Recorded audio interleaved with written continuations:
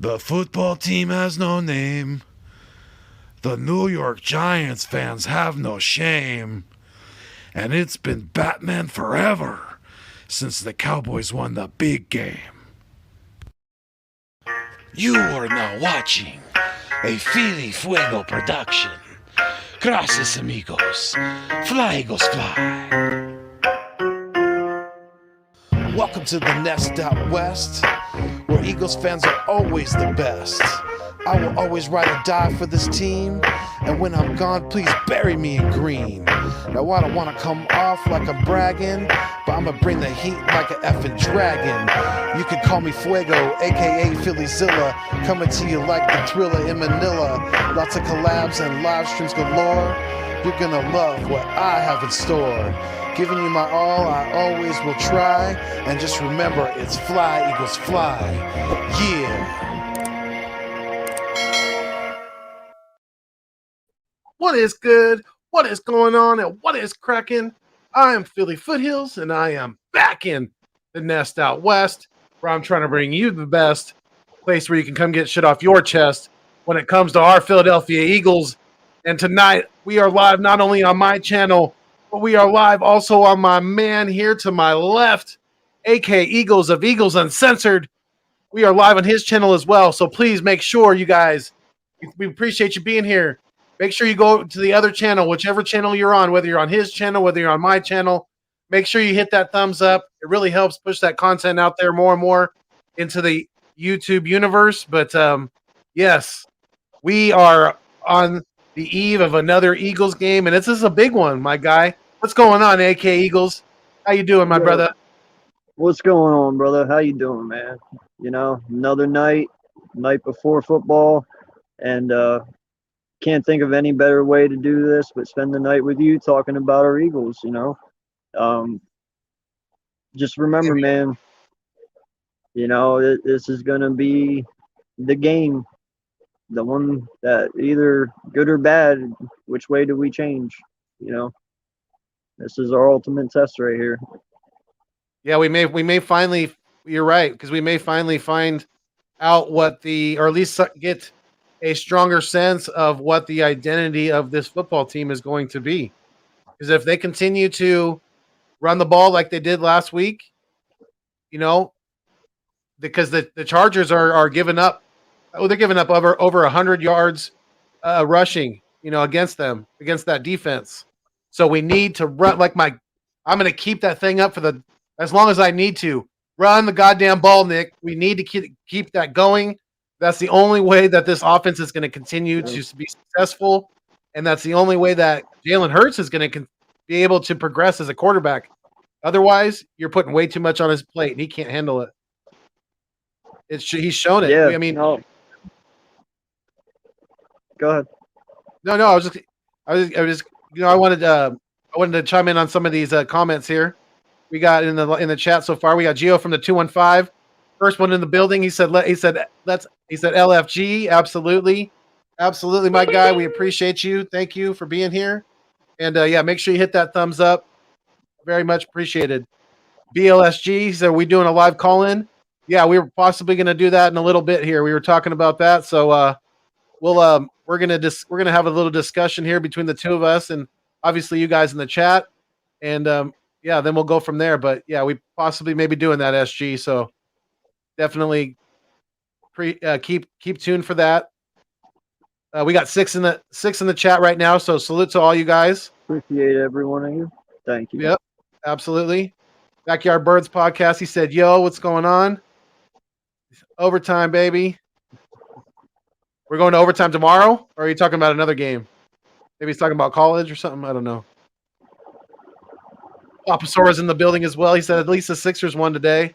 What's going on, Papa? Yeah. We appreciate you being here.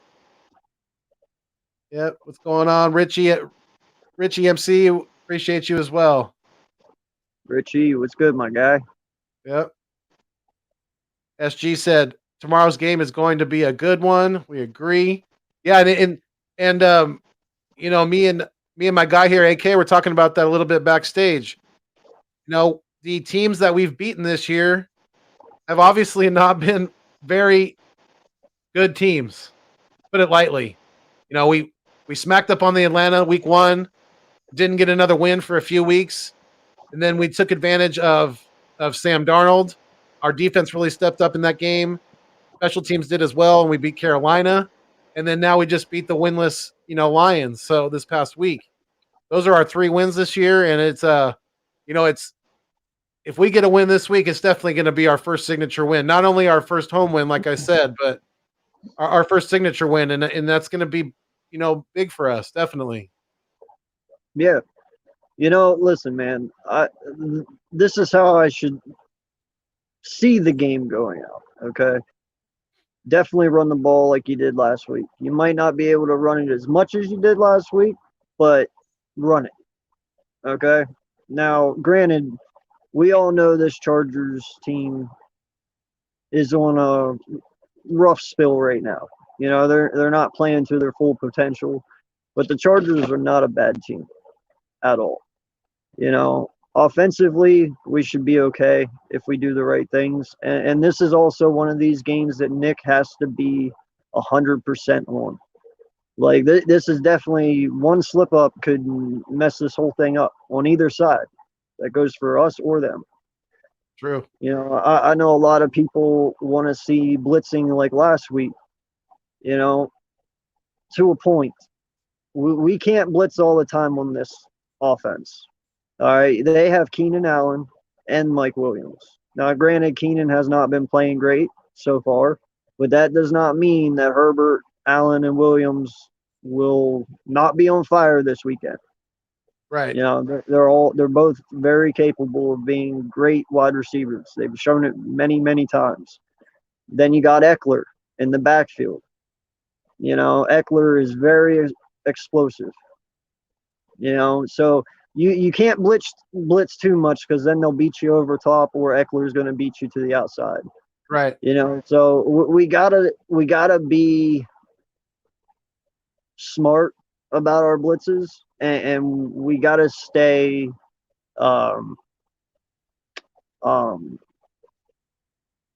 discipline, right? Discipline. Yeah. Thank you. That's what I was thinking about. Yeah. It's definitely something that's going to be a disciplined game. If you come out here and you do penalties, you're losing this game. Right. Yeah, and that brings me up to something I wanted to talk to you about as well, and the folks in the chat. A few days ago, we waived one of our what we thought was going to be one of our star linebackers this year, and that was Eric Wilson. But what was your thoughts on that? What do you think about the linebacking position going forward? What was your thoughts, your initial thoughts when you heard that Eric Wilson was waived? To a point, I get it. He definitely has not lived up to expectations of last year. But it also was a head scratcher too, because it was like, well, that's our worst position, I'd say, by far on our team. Yeah, leaps and bounds. In that for a while. Yes. So could we afford to lose somebody? I don't know. But, or do we need to shake some things up and see what other players got that weren't playing?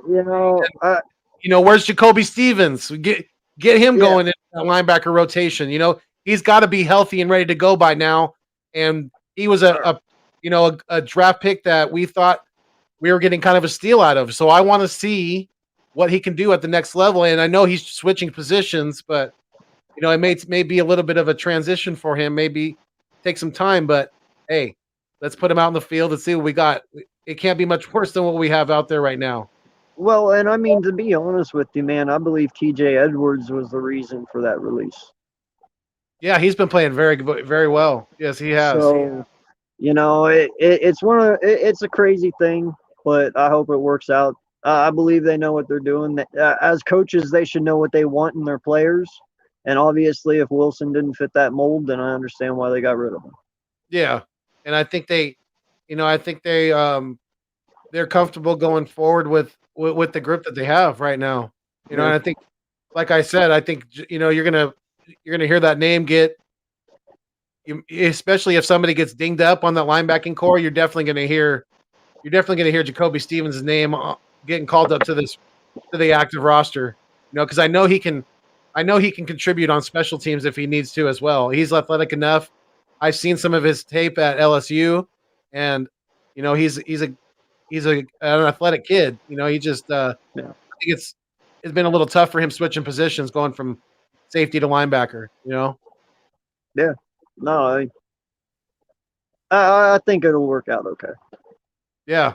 I have faith it will, at least. We'll see. I mean, how much worse can it get, honestly? Can't get much worse. Right. No, and it really, it's like you said, at our linebacking position right now, I think the more we, like you said, not do it overly aggressive, but the more you can work in a linebacker blitz here and there, maybe once every other drive, something like that, or not every other drive, but maybe once.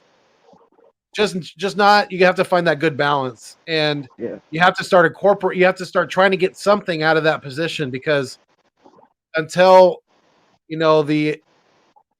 until as of late, really against the Lions, we weren't getting a lot out of that linebacking position, and I like the fact that that they didn't dress, and they were already thinking about waiving Eric Wilson prior to the Lions game, and that's why they didn't dress him.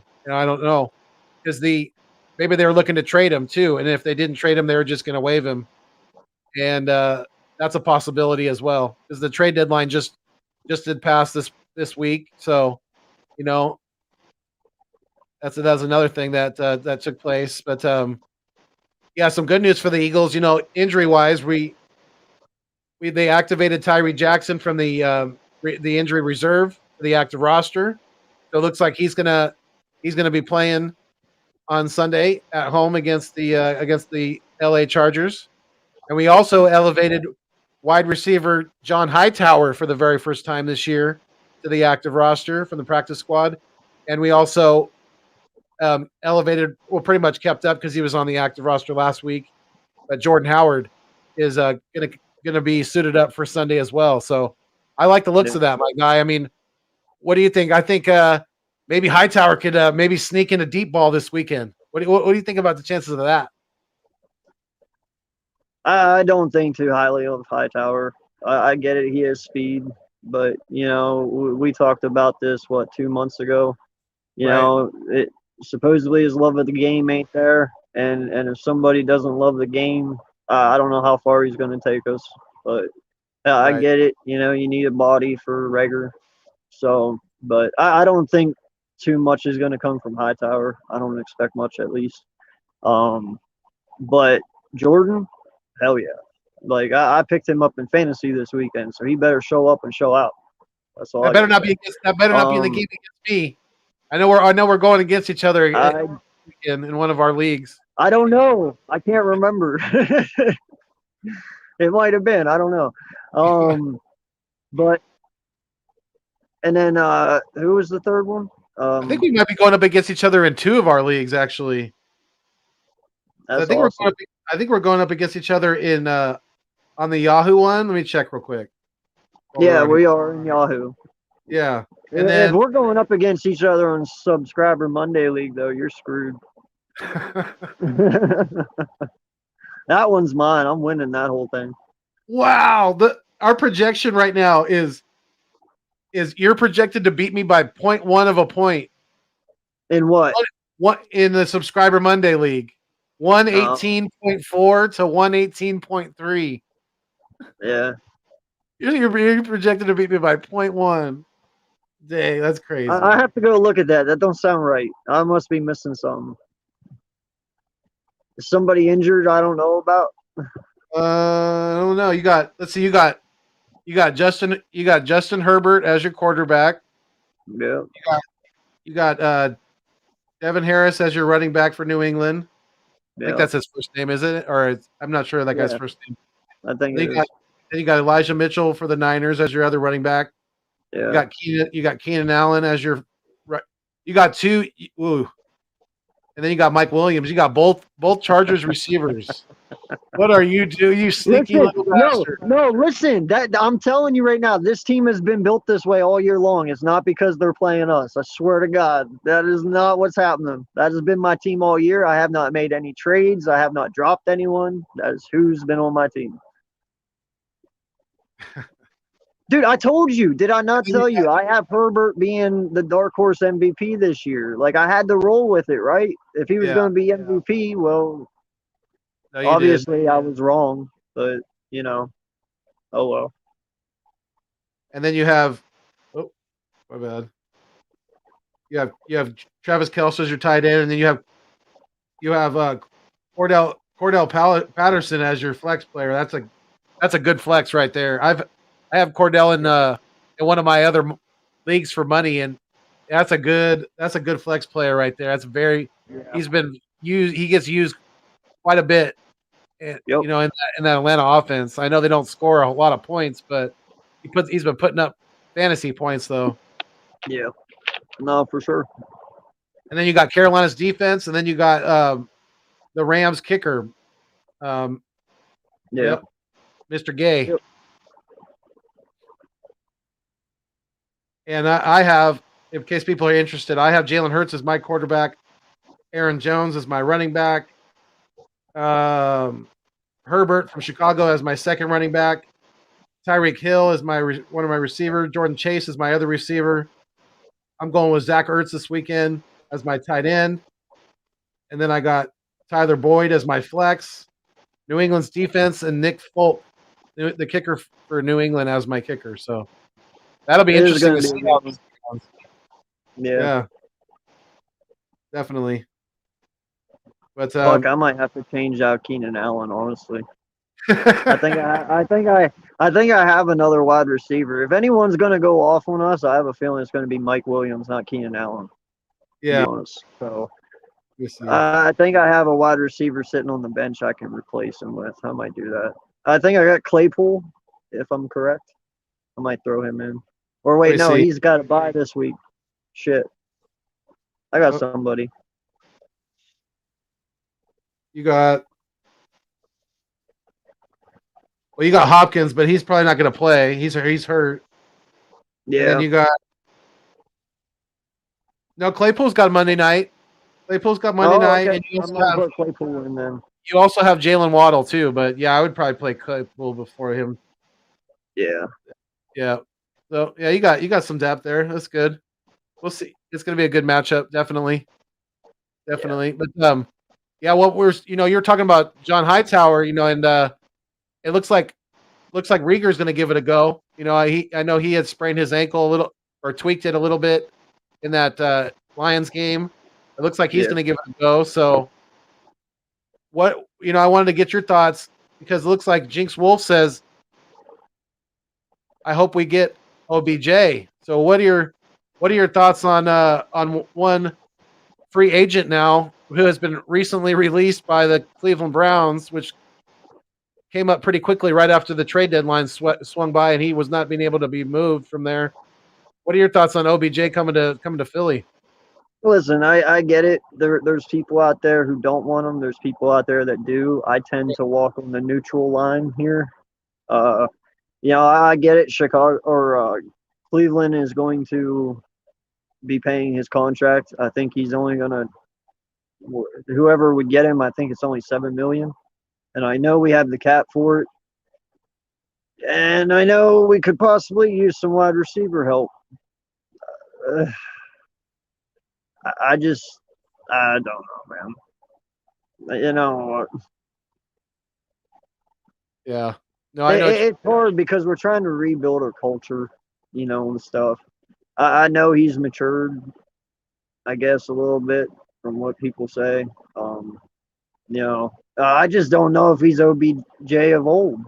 You haven't seen it lately, and if you take that chance and it flops, then that just sucks. So yeah, he just hasn't had good relationships with long lasting good relationships with either organization that he's been with so far. So, we don't really I have. don't think him and Howie would mesh well together. I don't think they would either, and we don't have a really overly stable front office right now, if you ask me. So I don't think that's the veteran wide receiver that we're looking for. I know we need one right now.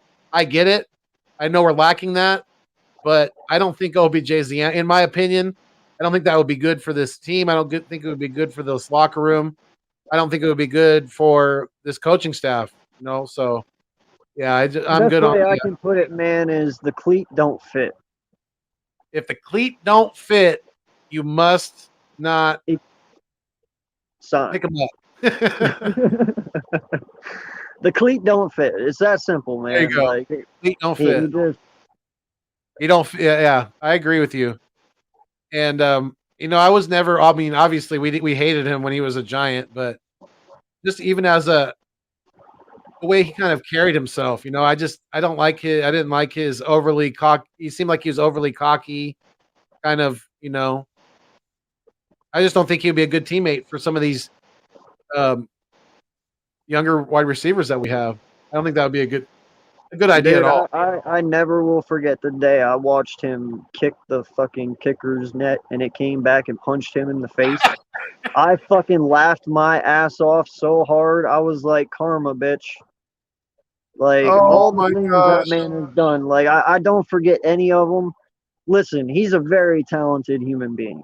I will never take that away from him. The I man mean, can fucking ball, but he's got attitude issues. he does. And we don't need that here. We really don't. I mean, we've just got through the whole Carson Wentz shit. You really want to bring someone else back in with a bad attitude?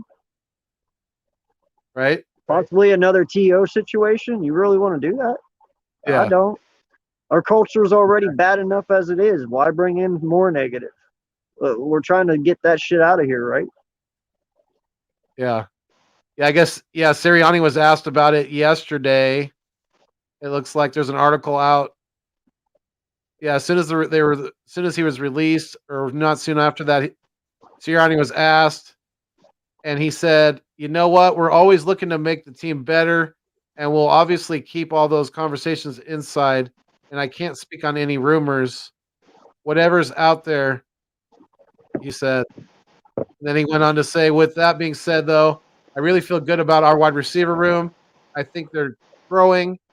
I think we got 3 young guys, Devontae Smith, Quez Watkins, and Jalen Reagor, that really can make plays and are continuing to make plays, and we'll just keep growing confidence in them. And then I feel good about their backups as well, with Greg Ward Jr. and JJ Arcega Nightside, who some of these guys, and some of the guys, Deion Kane that we have on the practice squad, John Hightower that we have on our practice squad, and Keyshawn Johnson that we also have on our practice squad." End quote. But he mentioned JJ Arcega-Whiteside, who is hurt this weekend and is going to be out. So he's not going to be even. I think that's why they brought up Hightower, maybe to play some special teams and things like that, in order to fill in if one of our starters go out. But otherwise, Hightower is probably not going to see a whole lot of playing time on the field. But unless another reason why they may have brought him up too is because Reagor. If Reagor's if his ankle's not able to hold up for this game upcoming, we're gonna need someone to kind of fill in at wide receiver. So that's I'm good on the OBJ thing. Jinx Wolf. But listen, let me clarify something though. If we get him, I won't be mad. I mean, it is a body. It is what it is. But like I said, I'm neutral, man. If we get him, oh well. If we don't, oh well. Now let me ask you this: Are you aware that whoever signs him is going to have to pay his remaining contract from Cleveland? Yeah, the $7 million or Yeah. whatever it is. Yeah. Yeah. No, it's definitely a deal. And it's, it is a deal. Just getting But a $7 million rental for the rest of the season, basically. yeah. It's not something that would hurt. That's why I say if we get him, oh well. If we don't, oh well. That's whatever. I got you. Yeah, I know. I'm more. Yeah, I mean, I wouldn't be thrilled about it. Definitely, like I said, but if possibly he could come and help this team win, then I mean, I'd be all for it. But I don't see that happening. I just don't. It I wouldn't don't. be instant either because I mean he'd have to learn the playbook, Right. so it'll take a couple weeks for him to get acclimated. Right. So I mean, it is what it is, man. Richie MC said, "Yo, Malik Willis did bad today in the game against versus Ole Miss. He was 7 for 24 for 175 yards and 3 INTs. Ooh, two more near turnovers with an INT drop by Ole Miss linebacker and a fumble recovery by his O line. Yikes! Wow, That sucks. that's rough. It was a rough day." FG says tonight was a great night for me because my Ohio State Buckeyes, Philadelphia Flyers, and my Philadelphia 76ers all won today, and the Eagles winning tomorrow will complete my weekend. Hey, I hope they do, my guy. Definitely. Congratulations to you. That's a great sports night or a good sports day. It's a great sports Saturday, and hopefully it continues on. Caps off the weekend tomorrow with the big win at home. Our first win at home. We haven't got I a just win at don't know home how yet. you could fuck up all that greatness with Ohio State. What Shots fired. Shots fired. the fuck? That's coming from a Penn State fan. That's why you know that's definitely that's true. We got 11 people in the live stream right now, so shout out to the 11. We appreciate you guys being here with us. Definitely, like I always say, you guys are the food and the water to the channel. Without you, what's going on with my guy here with our content, everything, it will not continue to survive. So please, if you feeling the vibe, make sure you like, share, comment, and subscribe to not only myself, but my guy here, aka Eagles Uncensored podcast, because he's trying to grow this channel. We're trying to get him to 300. So help him do that. If you're on my channel right now, go over to his channel, go share some of his content. Let's see if we can get some more eyes on it. Definitely help my guy out here because I really I appreciate working with him, and I want him to do good with this YouTube thing, and he deserves more subscribers. Definitely, Appreciate that, man. of course, my guy, my best friend right now, my dude. Brother. That's right, from another mother. That's Right. Like you always say, and if you like it too, subscribe. If you if you like the Wagyu, subscribe. If you like the Wagyu, then subscribe too. That's right. Backyard Birds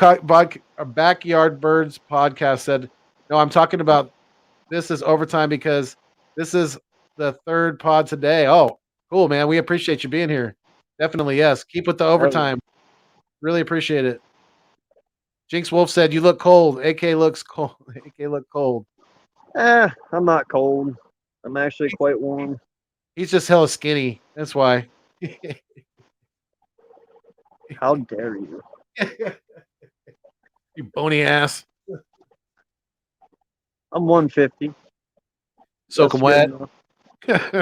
Hey, man, I eat. I can't help what my body does. Hey, I hear you, brother. I am jealous of your metabolism. I'm not. I No? wish the shit would hold in. Right? Yeah. Like you have no idea what it's like to eat great pasta or great lasagna or hamburger helper and then like 5 minutes later shit it out. That's not fun. Damn, I that like to fast. at least enjoy my food. Damn. That's crazy It's fast. not that fast, but you know what I Yeah, I mean. get what you It's mean. fast enough. It's faster than a normal Yeah. person's or I should say an average person, not normal. That's a bad word to use. Everyone was like, "Oh, just wait till you're 30. Wait till you're 30, 32. Your metabolism will slow down and blah blah blah." Yeah, where the fuck did that go? Right. Well, yeah, exactly, right. Backyard Anyway.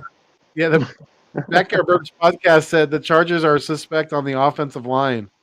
Yes, they are. Well, let's hope so, and let's try to expose that a little bit. If our front four isn't getting pressure on Herbert and he's having a field day back there, we're definitely going to have to bring some pressure. Whether it's a safety blitz, a corner blitz, or just bring it from the linebackers. We got to have to bring an extra guy for that, and really try to put pressure on that offensive line.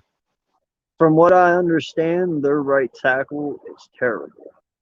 If I'm correct on that. It might be their left tackle, but I'm pretty sure it's their right. But I If heard it's he's that means bad. that means that's where Josh Sweat's going to be playing against him. Yeah. So I heard he's pretty bad, dude. So that's a good thing. Josh Sweat coming off of one of the biggest games of his career, a 2 sack performance. Yeah. That's pretty impressive. Whether I don't care who was against, whether it was against the defending champions or a winless team, I don't care. It's NFL professionals. You have to get it done out there. You have to, produce out there on the field in front of thousands of people. So, it's always nice to see our players get it done, and especially a young guy that we really like, and as an up and coming guy like Josh Sweat. So I was excited to see that. BBP said we need to follow the recipe of the New England Patriots with a wide 9 this weekend. Really? You think so? I don't know. I don't like the wide 9. I think that leaves too much running, too many running holes. What do you think about the wide 9, AK? Isn't that what we just got done running with Schwartz? At times, yeah, we did run the wide 9, yeah, with Schwartz at times.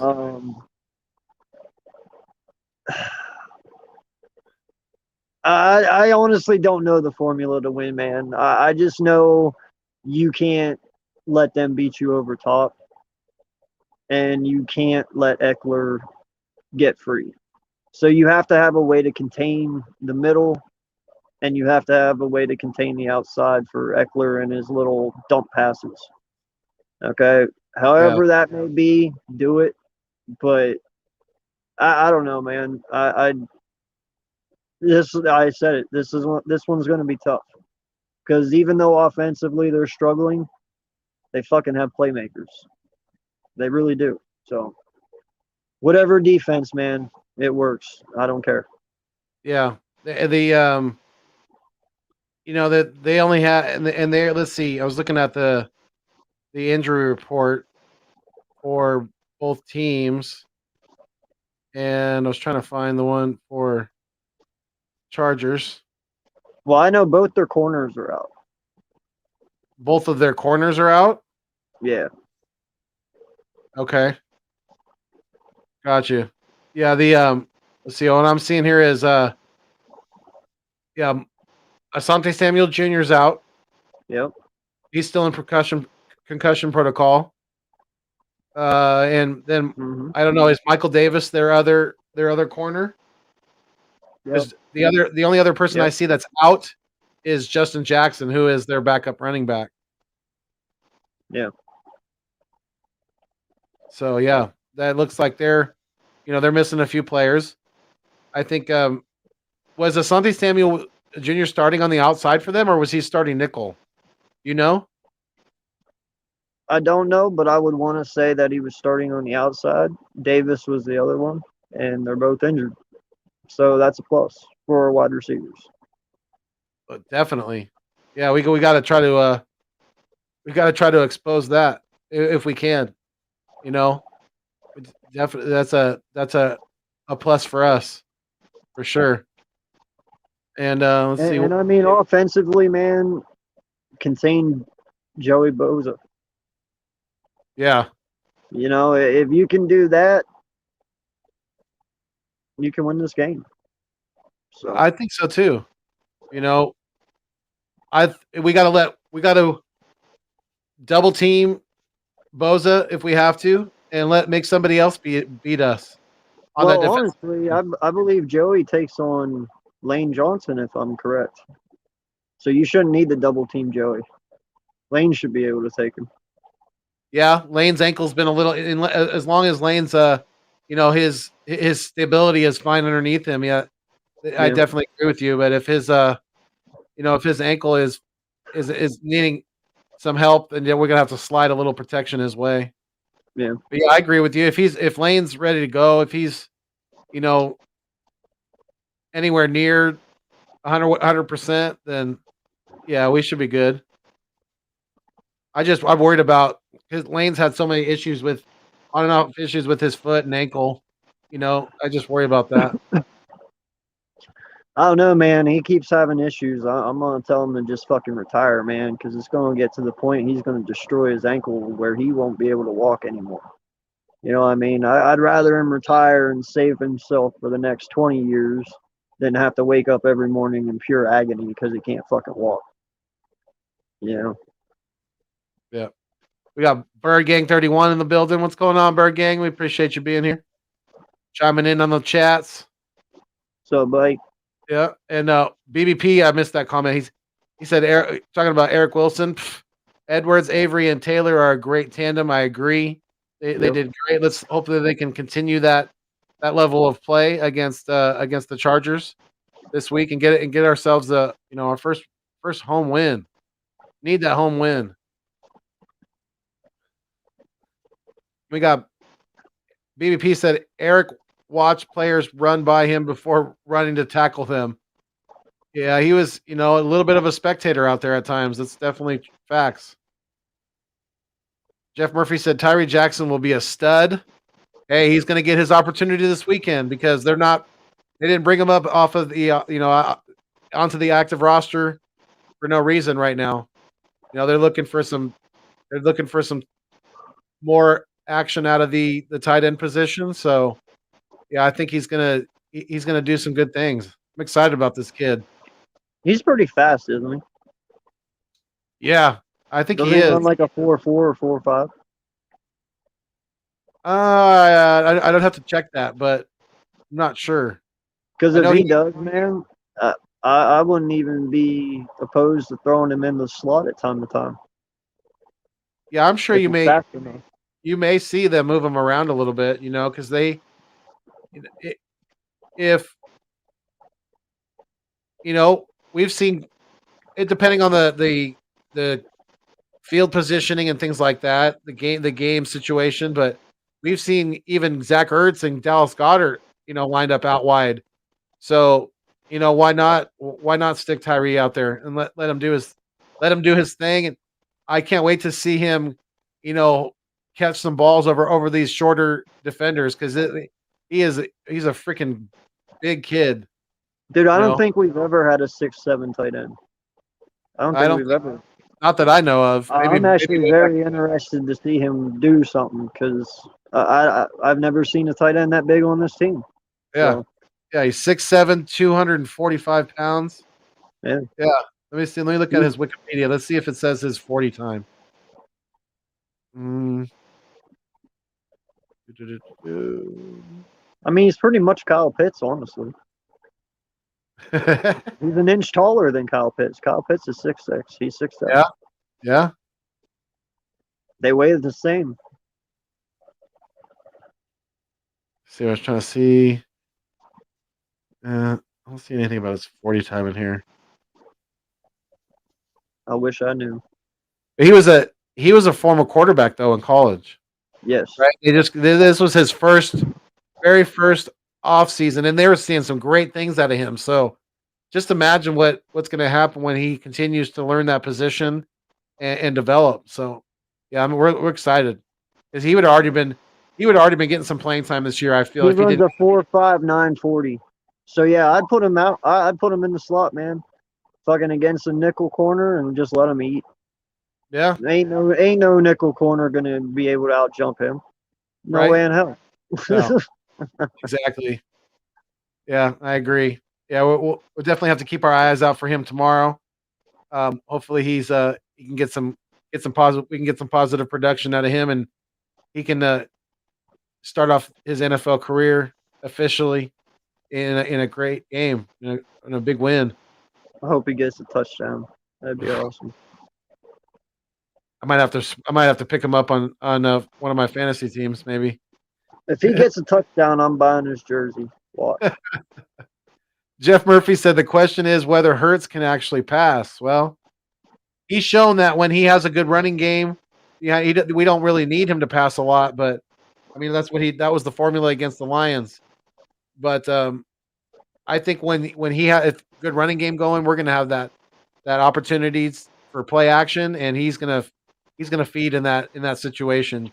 He's gonna eat definitely. So I'm not worried about when if you put Jalen around with some weapons like he has in a stable offensive line, which he needs to start trusting a little bit more. I was watching some video with Birdman _951 earlier this week on his West Coast Wednesdays, and there was a play where Jalen Hurts had, I think he had a good 5 or 6 seconds of protection, and it was great. It was a clean pocket, and it was that play where he kind of spun around, and he felt like there was somebody coming because he's just not used to the line protecting that well, and he's got to have that trust in the offensive line, and when he does, and we have a balanced offensive attack like we did against the Lions, or at least run the ball, take some of the pressure off of him, you're going to see Jalen progress. That's when you're going to see him being able to actually pass. So that's my opinion. Yeah, no, man, I've been saying it, and I will say it until it's done. Hurts is a project. We all knew that coming in. He was not polished at all, Right. and it's going to take some time. I mean, Russell Wilson, 2 years.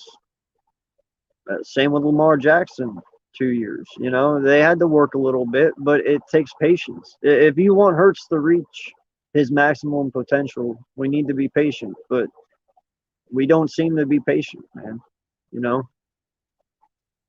Yeah.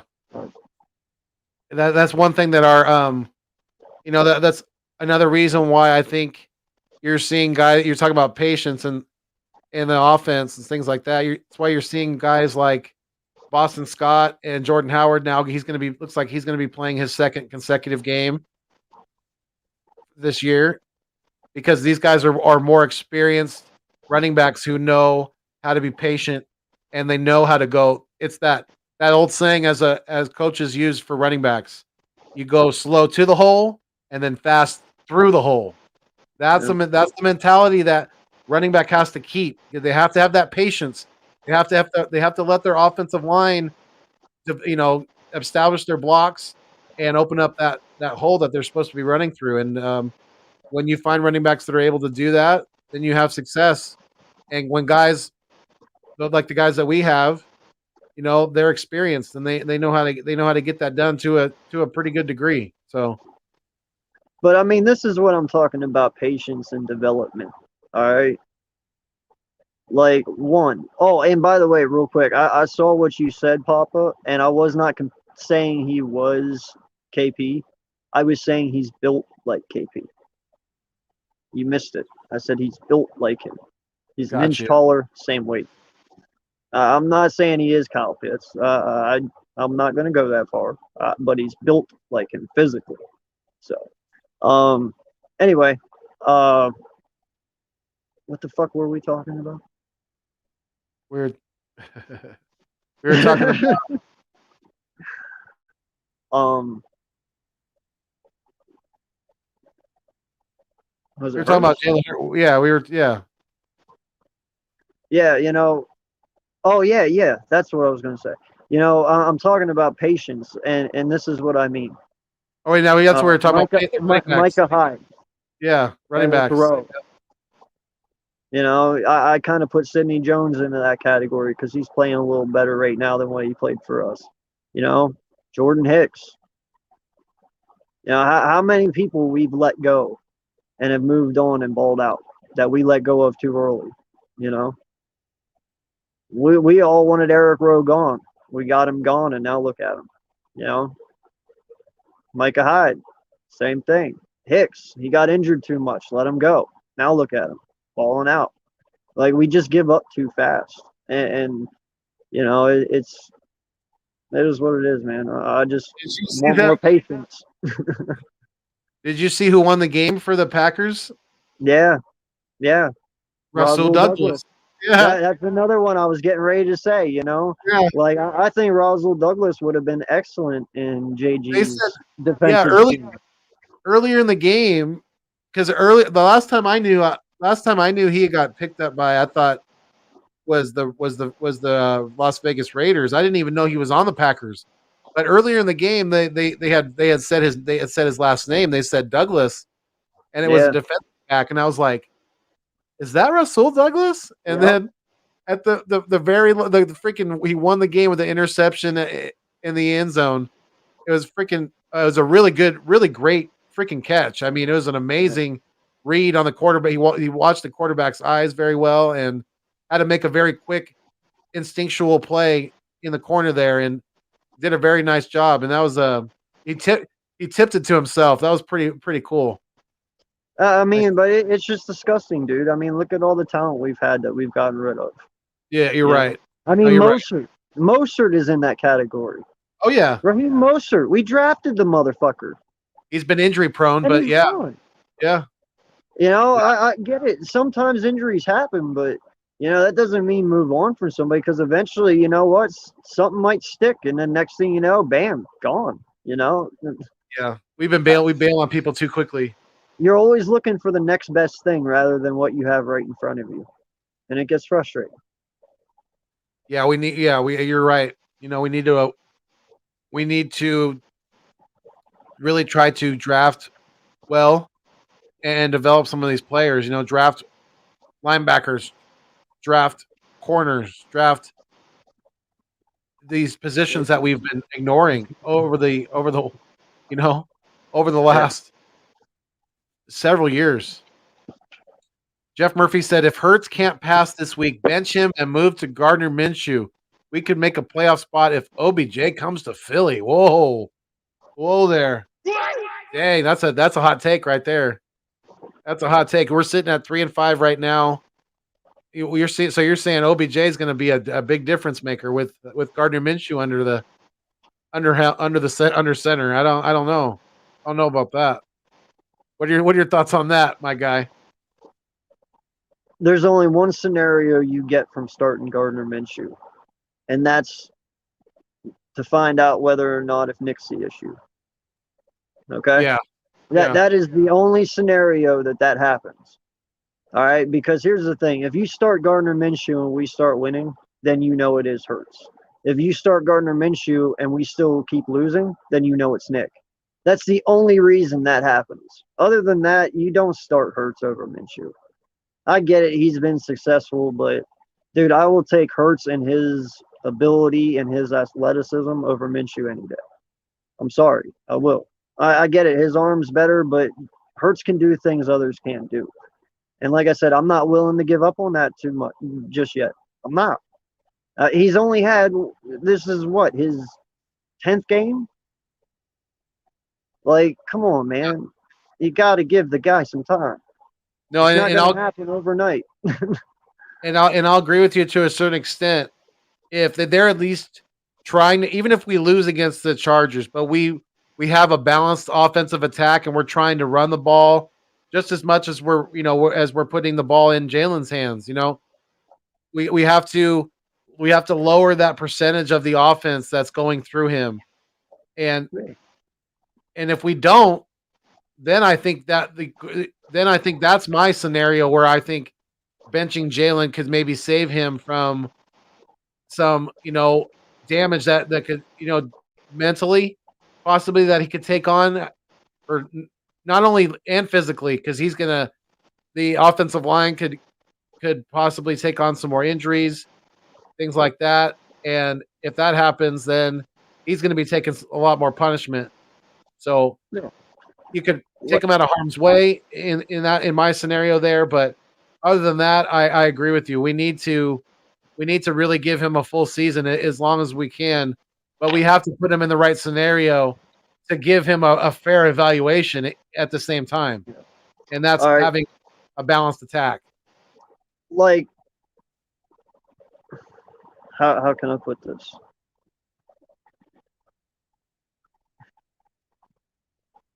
Fuck. I'll just skip it. It doesn't even matter. It don't matter. Richie MC said, Hightower will be the blocking wide receiver. He better not run the same route tree of Quez when Quez is in the game. Oh, did he do that before? I think John Hightower did that before. Jeff Murphy said, we need some QB help. Well, that's not going to be in the draft this year. More, there's not a very deep quarterback class. So I get what I was gonna say now. Listen, if you come out like you did last week and you run the ball like we did, and Jalen Hurts is throwing 2, 3 interceptions a game, and we're losing those games, I understand benching him. But if he's coming out here, and yeah, I get it, his stats were not pretty last week. They weren't, but we fucking won, and that's all I give a shit about. If he's out here and he's executing the offense and he's winning these games, I don't care. I don't care how ugly it looks, as long as we're winning. Okay, I really don't. I expect him to make his jump next year. This is just like I said, 10 games. Yes, I love that, man. When you sent me that picture this morning, that was I showed it to you, right? Yeah. yeah. My wife. Shout out to Mrs. Foothills, the wifey. I recently remodeled the kitchen, and she surprised me with a signed Brian Dawkins card. It's an upper deck card. It's freaking beautiful. So excited about that. Love it. Thank you, honey. I appreciate it. Got her send her a. Yep, there's a kiss for her. But yeah, man, I I think get it. Yeah, I think BBP here was talking about OBJ, and he said, "Why would you spend money on a maybe?" Because they would, like we were talking about earlier, the team that does pick him up, they're going to have to pay his remaining salary, and that is the $7 million. I think for the this, I think it's for the rest of this year because from what I heard earlier, he's just like he's like a 1-year rental, and the year's already half over, so you get a half-year rental for you're gonna have to pay some money for. So take that for what it is, I guess. Yeah, I'm not overly thrilled if OBJ comes to Philly, like you said, we will see. But I think that could be with the way this team's been playing. I think that could be very disastrous. I think he's going to Oakland, in my opinion. But that's just You think me. so? Yeah. I heard some people. After Henry Ruggs this week and stuff, man, they need somebody, So Yeah, I just truly think he's going to Oakland. and I think He'd fit there too. No lie, he would. Yeah, I think he would. And I've also heard some people saying that maybe Deshaun Jackson was going to go to Vegas as well. But they need him. You know what? They got Hunter Renfro. Don't waste him. Get him Deshaun and get him OBJ and pray to God that it works out. If you put both of those on the Raiders right now, they actually might be pretty dangerous. Right? With Hunter Renfro working in the slot, yeah, they might be pretty dangerous. That would be the smartest move the Raiders could make right now. But will they? Who knows? We'll find out. Right, we will. Let's see here.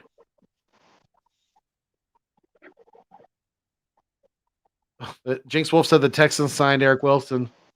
Yeah, well, good for them. Good, right. Best of luck to him, I guess, as long as he's not playing our Eagles. I'll tell you what, though, Lovie Smith ain't going to deal with that shit over there, man. Right? You better get his shit together. Exactly true. Try to catch up some of these comments here. We're a little behind here. You're good. Jeff Murphy said T.O. was clutch for us in the Super Bowl. McNabb lost the Super Bowl because he partied all night before and puked on the field. Yeah, chunky soup. Yeah. Everyone gives McNabb shit for that. Jeff Murphy, he said Rieger was a reach. Miss on Jefferson. Mike J. Jaw was a miss on DK. Yeah. Yeah, I definitely and that's the thing too. That's what people don't like. Really, like people who watch who really understand football. If you really step back and look at it, Jalen Rieger was not a first round talent. Howie didn't listen to his guys. Howie went off of the board, went freaking AWOL, and chose somebody who was not supposed to be a first round talent. But then the fans, the media, they hold him to that because he was selected in the first round.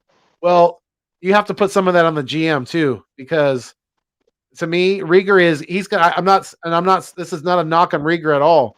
I think he's going to be a good complementary receiver in this league. Whether it's hopefully it's for us, but if it's not, it's like you said. I wouldn't be surprised if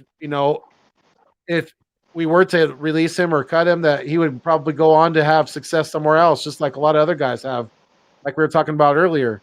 But I just think it's kind of unfair when GMs make a mistake and then a player gets held accountable for it.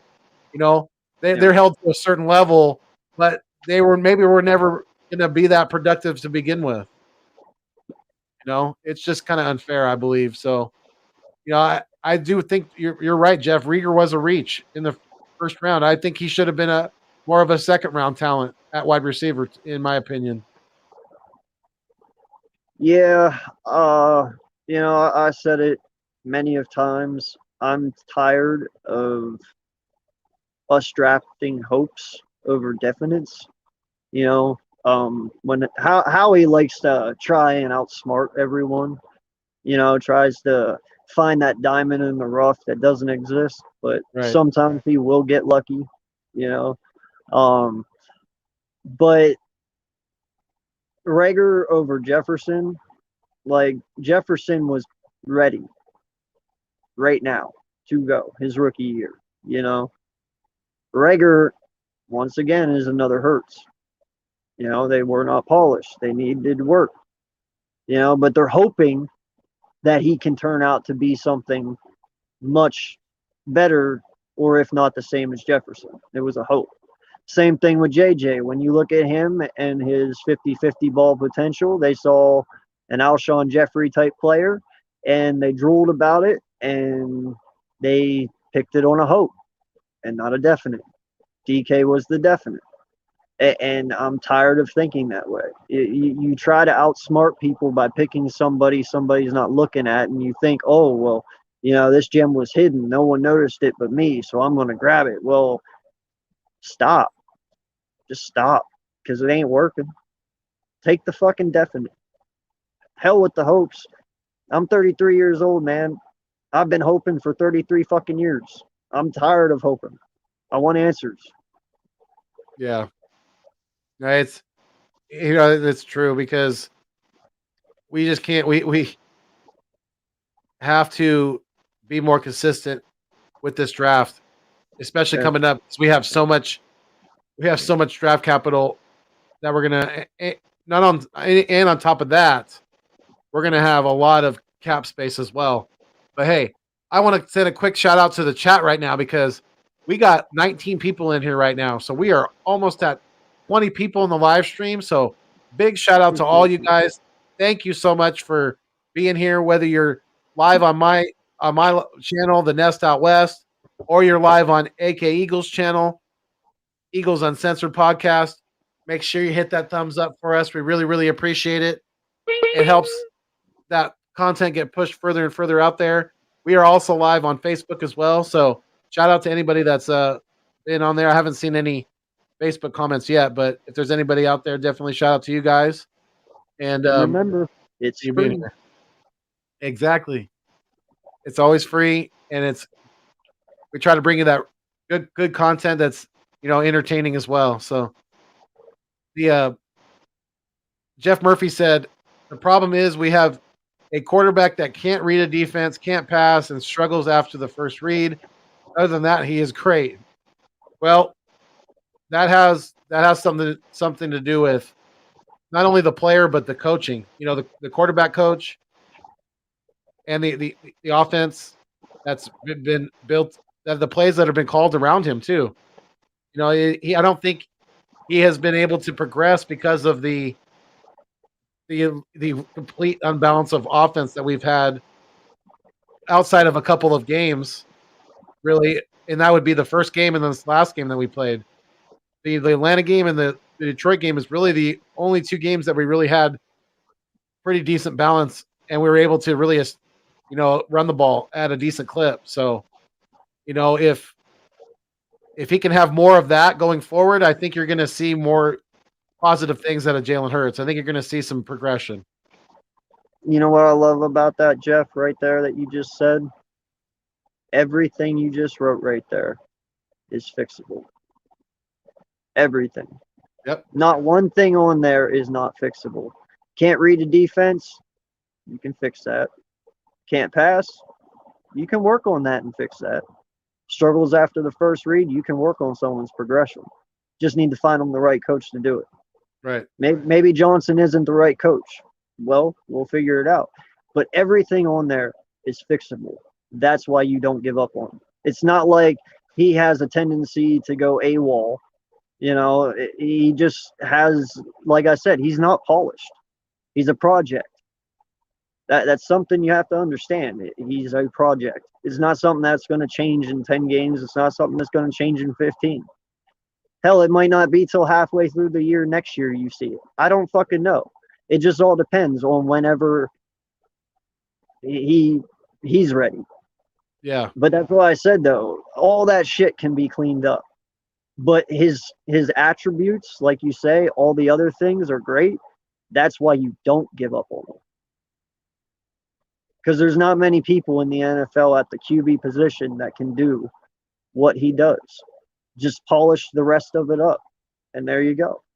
Yeah, and I've seen him go through. I've seen him go through multiple reads, or at least Yeah. go through it. Be successful after his first read in college. So I think that's something that could be, that he can adapt to too. He's got to adapt to the speed of the NFL, and that's something that can definitely happen with time. It's just going to take some time, definitely. Well, and he was taught that in college, man. You know, that's something he did in college. You read your first read, if it isn't there, take off. I mean, hell, they admitted it. All his Yeah. coaches did. That's what they did with him. Well, you do that for 5 years, that's stuck to you for a little bit. You got to break them of it. It's not just something you wake up the next day and you're like, all right, I'm a pocket passer now. Like, it's something that comes with time. Yeah. So we just, like I said, man, it's about patience. If we can't be patient, then it is what it is. But with Jalen, it's got to be patience. You know, it might flop.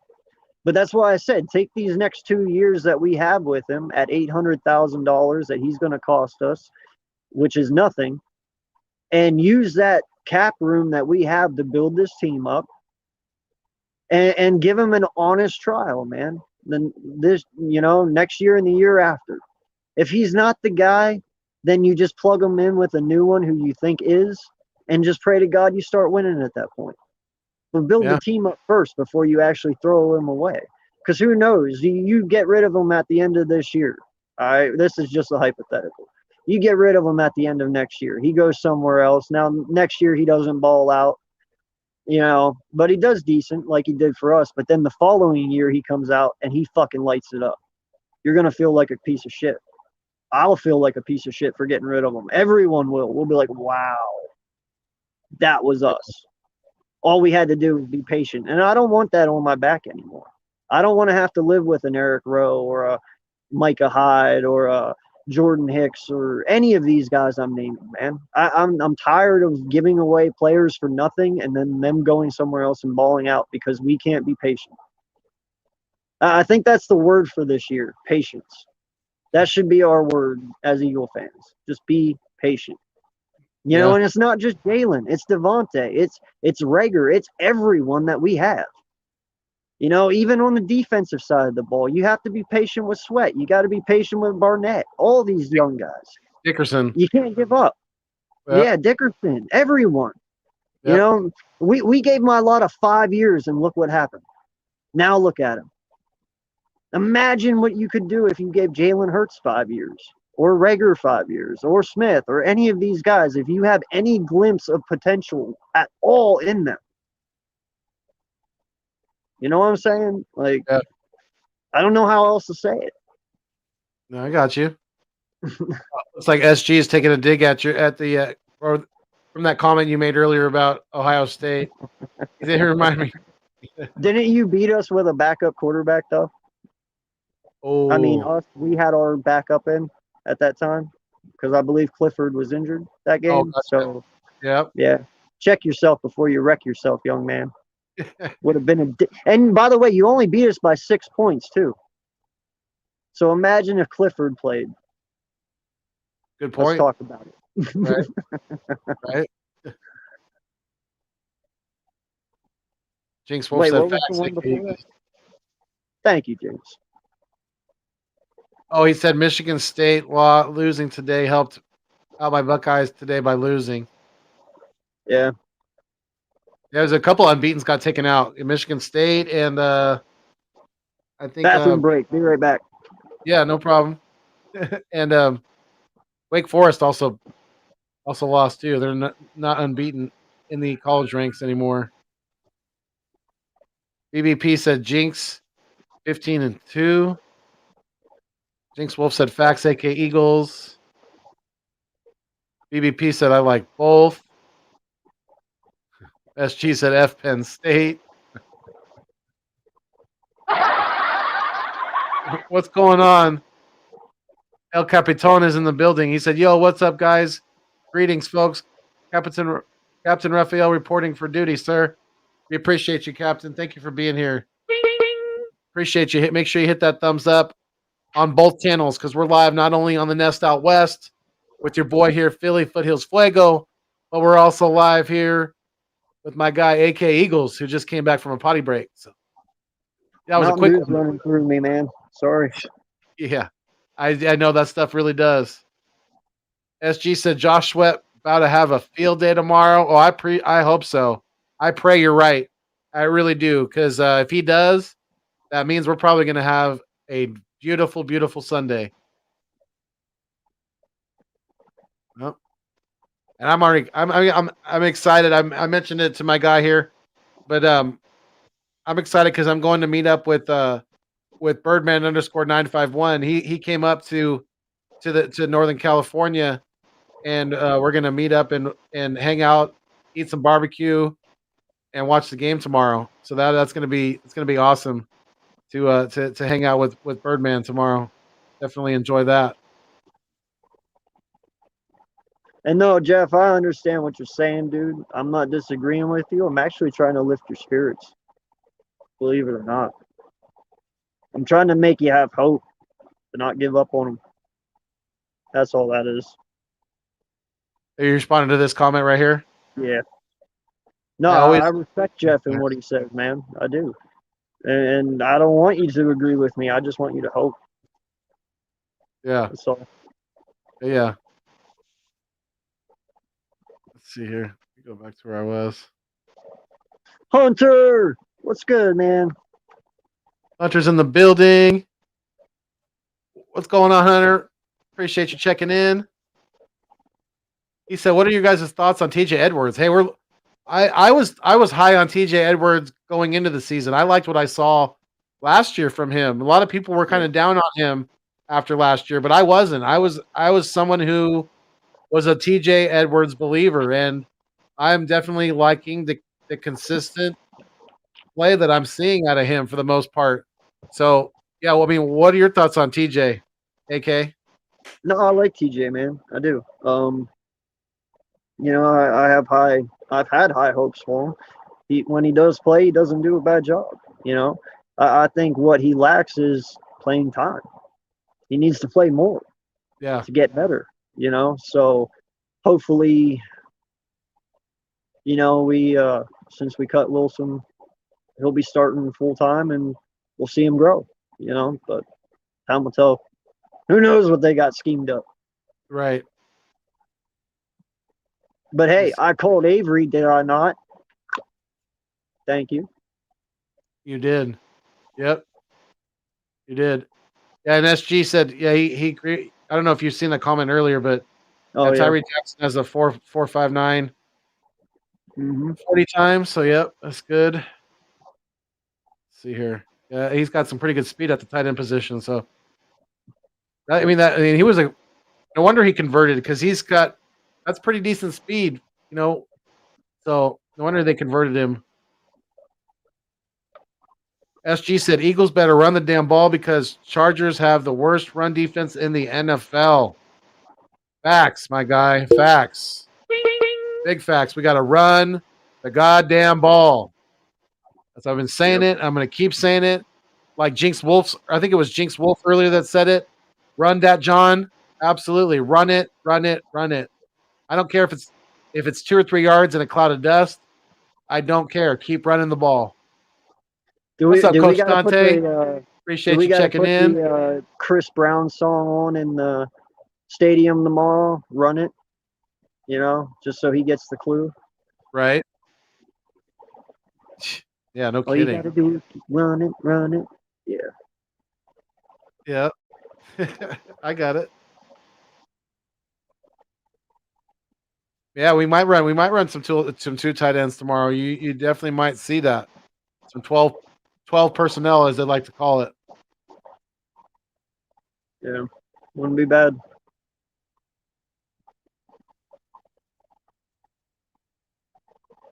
Oh yeah, there's that comment you were talking. I see that comment. I caught up to that comment you were talking about with Papa earlier. Yeah. Holy shit, that was a long time ago. We are way behind. I know. What's going on, Rock the Artist? He's what's up, fellas? Appreciate What's you up, being Rock? here, Rock. Thank you, everybody, for being here with in the live stream.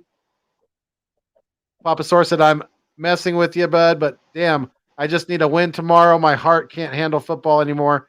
Need a damn win." I got you, Papa, because yeah, his Gators aren't playing too well this year, so I feel you on that one. Philly, the podcast. What's going on, Joe Castro? We said, "What's up? What up, guys? Appreciate you checking What's up, in. Joe? Thank you so much for being here." BLSG said, "Can we get a link? Are you ready? You ready to drop that link? AK, what do you think?" You did say fuck Penn State, so maybe I should make you wait a little longer. Yeah, make him sweat a little bit longer. It's like 11:45 on the East Yeah, Coast. go ahead. Go ahead. Okay, I'll drop it in just a second here. I'm nice tonight, so go ahead. Missing open receivers isn't a coaching issue. It is though, Jeff, to an extent. It is. It is because when he's able to go through his progressions to see the field, which are all things he can be coached up on. If he trusts that offensive line, then that accuracy is gonna come. He's not gonna be missing open receivers. So, just my opinion, guys. I respect yours too. Like my guy here, AK said, we do yours as well. So we really appreciate you being part of the chat, putting all these comments out here and keeping it lively. Definitely, we appreciate you, Jeff. He said if we win the game because the quarterback doesn't pass, we have Trent Dilfer. He won a Super Bowl and they cut him the next year. I'm okay with that. Right? He won a Super Bowl. Exactly. Or what? Okay. Ed Luckenbill said, "Do the Eagles have a good shot tomorrow? Hope so." Yeah, I think they do. I think they do. We were talking about some of the injuries that the Chargers have, and they're going to be missing their starting, or at least a couple of their starting cornerbacks. I don't know if it's their top two, but it definitely they're going to be thin at the corner position, and we need to expose that definitely. So I think our wide receivers could possibly have a good day tomorrow. That happens, Yep. we're going to win. The GOAT Fletcher Cox said at BLSG, hey. At the GOAT Fletcher Cox. Wow. That's a name right there. Ed Luckenbill said, "What's up, Philly friends? How is it back there?" I'm not in Philly. I'm on the West Coast, so it's been kind of cold and damp here too. So not It's super. cold as shit, Ed. I feel like I'm back in Alaska today for some reason. Gotcha. Dang. That's why he's all bundled up. BBP said, "How much can we blame the receivers and how much can we blame the quarterback?" That's a good question. I mean, we've seen it. If you go back and look at some of the game film, you see wide receivers that are open. So, those guys definitely should get more of the guys that can get separation need to start being the guys that can, or the guys that we're going to regularly. And that if Jalen can see them if he can see the field more, then hopefully we'll be more successful. But that's, I mean, I think the quarterback's definitely he's the first one you gotta. He's going to take a blunt of the blame, don't you, AK? Well, I mean that's any team. You know, Yeah, I mean, every absolutely. quarterback is going to take the blunt for the problems, even if Yeah, it isn't the quarterback's problems. He's still going to take them. You know, I believe it's 50-50. You know, I believe it's a give and take situation. You know, yeah. yes, he does miss people, but there are times when no one's open. What's he supposed to do? You know, so he tries to fit it in a tight window and they end up dropping it. So to me, it's a Yep. give and take. You know, and not everyone's open every play. You know, I understand that. So, And some of the balls where he's overthrowing receivers, down the sideline, he's throwing it off of it. He's throwing it off of his back foot. He's not stepping into yeah, the throw.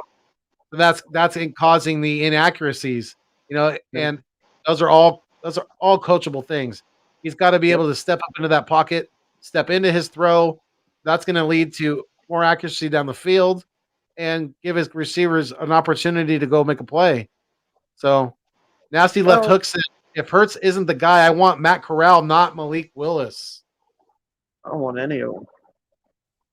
Yeah, I don't think it's our quarterback class. I think we need to focus. We need to build it. If I'm the GM right now, I'm focused. I'm more than likely I'm spending all three of those first round picks on defense. More than likely, I'm gonna pick. I'm getting a linebacker. I'm getting a defensive end, and I'm probably getting a safety in the draft. I don't know if that's in the first round, but I'm more than likely spending those first 3 round picks on defense. Oh yeah, I mean, I would Maybe get a for couple sure. linebackers. I don't care. Well, Whoever's I'd get a line. the I'd best probably get a defensive player. linebacker, corner, and safety. That's what I'd do. Yeah, Linebacker, yeah, corner, yeah, safety. I'd do the defensive end probably in the second. You yeah. You can know, get a safety later on too. Yeah, yeah. You know, I'd probably do a couple defensive linemen because of age. You know, with Cox and BG, and we're gonna get rid of Kerrigan this year. You know, so he'll be gone. Probably Barnett too. So you're gonna need to replace him. You know, so you're gonna need to dabble in the defensive line a little bit. Um, if you want to go offensive lineman, I'd wait probably till like the fourth or fifth round for that. You know, because at this point you're just getting backup pieces. I believe we already have our starting five of the future, so I'm not too worried about that. You just want depth at that point. But yeah, I wanted to do a comment though on the Jalen Hurts thing you were talking about with his mechanics throwing off his back foot. You know, you hmm have to realize something too with this kid. He's been in 5 different offenses in the last 5 years. No lie. He's never actually had the time to sit there and just truly work on his mechanics. Okay, if you keep Nick this year, if you keep Hurts this year, he's going to come back next year knowing the offense. He doesn't have to learn anything, which means this whole offseason, all he has to do is work on his mechanics. And that's where you see the jump. But when you have to sit there every year and learn a whole new playbook, learn a whole new offensive roster, learn, I mean, dude, you know what I'm saying. It's just hard to even work on yourself, let alone, learn a playbook and try and get familiar with your wide receivers. That all takes time and work. You just can't solely focus on yourself. So, if we keep him next year and everything stays the same, even though I don't want Howie here, but if he ends up staying too, at least this offseason, all he has to do is focus on himself, which ultimately should make him get better. right. Anyway, I'm And done. that's the thing. That's the thing too. With as bad as Jalen has looked at times, he takes care of the ball. He doesn't really Yeah, turn the ball over a lot. So that, like BBP said, that's some of the things that we like definitely is our former quarterback, number 2 for the Colts, does not take care of the ball as well. I mean, he's doing better this year, but in the offense that we were running, and it would probably be a lot. I don't think he'd be playing very well in this offense this year with us. I just don't. I think he would probably have more turnovers than Jalen at this point, just because he tries to press too much and he tries to fit it into windows he can't, and he tries to play hero ball too much. So yeah, he just um, Jalen's he takes care of the ball a lot better than Carson does. That's I think a lot of people would agree with that. Yeah. Let's see here. BLSG said, "AK, a win is a win, and that's all I care about." He's talking about Ohio State over Penn State, but yeah, I mean, yeah, it's I mean, backup quarterback, take it for what it is. Yep. Yeah, and I already read that one. My bad. Let's see, I was catching up to some of these. Jeff Murphy said, "Can I get both of your thoughts on the most positive points on offense and defense this year?" Ooh, that's a good one. AK, you want to answer that first? Positive point on offense. Our O line. You know, between Dickerson, Mailata, Herbig, Driscoll, you know, all these young guys, and even our vets, you know, the ones that are in there. These young guys can play. You know, I feel a lot better if we would lose Johnson. You know, because Driscoll's shown that he can handle it on that right tackle spot. You know, granted, he's going to get beat from time to time, but that's part of the learning process. He'll only get better, but he's really fucking good. You know, I really like the potential Nate Herbig has. You know, I think he's going to be really good. You know, we already know what Mailata is, and right now Dickerson, he ain't doing half bad. He's getting better every week. You know, and obviously Kels, well, he's a dog. Period. You know, he is our heart and soul of that whole thing. Without him, we're nothing. Seriously. So, right. You know, but our O line, man, I really like what we got for the future. That's where I can say my positive point is. Gotcha. On offense, for me, it would definitely, and you're going to see it more.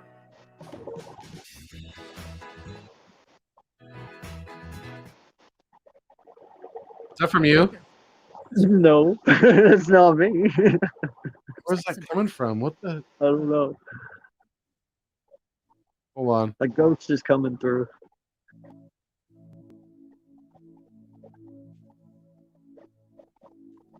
Hold on 1 second. Hold on. All right.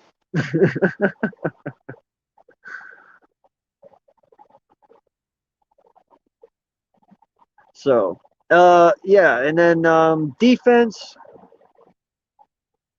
You know, I'd have to say for me, based off of last year and this year, Josh Sweat's a really, really nice surprise so far, and so is Hargraves. That's two positives, but I really like the way our corners have been playing, man. Uh, you know, Slay's been doing good. Nelson, you know, at the beginning of the year, I kind of was rough on him, but he has settled in pretty nicely. So can't complain there. And then Maddox, he's been having an awesome time in the slot. So, you know, I'd have to say that's my positive note for us this year defensively. Definitely our corners. Yeah. Yeah, Richie, I agree. Defense is definitely Hargraves. But like, you know, I said, I can't disrespect the corners. Yeah. Well, what I was gonna. Oh, sorry about that. It was my. I don't know how it happened, but somehow my wife's phone got Bluetooth to my computer, and her meditation was coming through on the through the computer. So that's where the noise was coming from. But we got it taken care of. But so on the positive points on offense for me, there'd be two. Kenny Gainwell, I know he's no world beater right now, but from what I've seen out of him so far as a rookie, I'm very excited, and also Dallas Goedert, because now that Ertz is gone, and especially now that where he has some more weapons around him that we're looking to utilize. I'm really excited about the emergence of Dallas Goedert. I really am. And on defense, obviously, it's for me, it's Javon Hargrave. I mean, he's been a pretty consistent beast out there this year, and I'm very excited for his future as a Philadelphia Eagle. So yeah, those are mine right there. BBP Yeah, I said, said you have one on defense? I'm sorry, go no. ahead. No. I was just letting you know, filling you in. I said Hargrave, Sweat in our corners for defense. Got you. Yeah. Awesome. I can't argue that at all. BBP said TJ Edwards reminds me of Hicks. Yeah, he's definitely that middle. He plays good in the middle there, so I could see the resemblance. Hunter said, same guy is not the most athletic, but he makes up for it with recognition and good first step. Awesome run stopper. Yeah, Yeah. I like me some TJ Edwards. I'm like I said earlier, I've been high on that guy since the end of since watching him last year with this football team. I liked what I saw, so I'm glad we Yeah. kept him, and I think he's going to be good for us going forward. Papa said, "You want to know how many my Gators are doing? Just read my tweets." LMAO. Just DM me the link, then LOL. Yeah, I'm gonna drop the link right now. I made you guys wait long enough, and there you go. It's in the chats now. You guys, go ahead and welcome to join the show. SG said, "I'm just being honest, AK. I hate Penn State with a passion." Oh, we know you do, Congrats, my guy. right?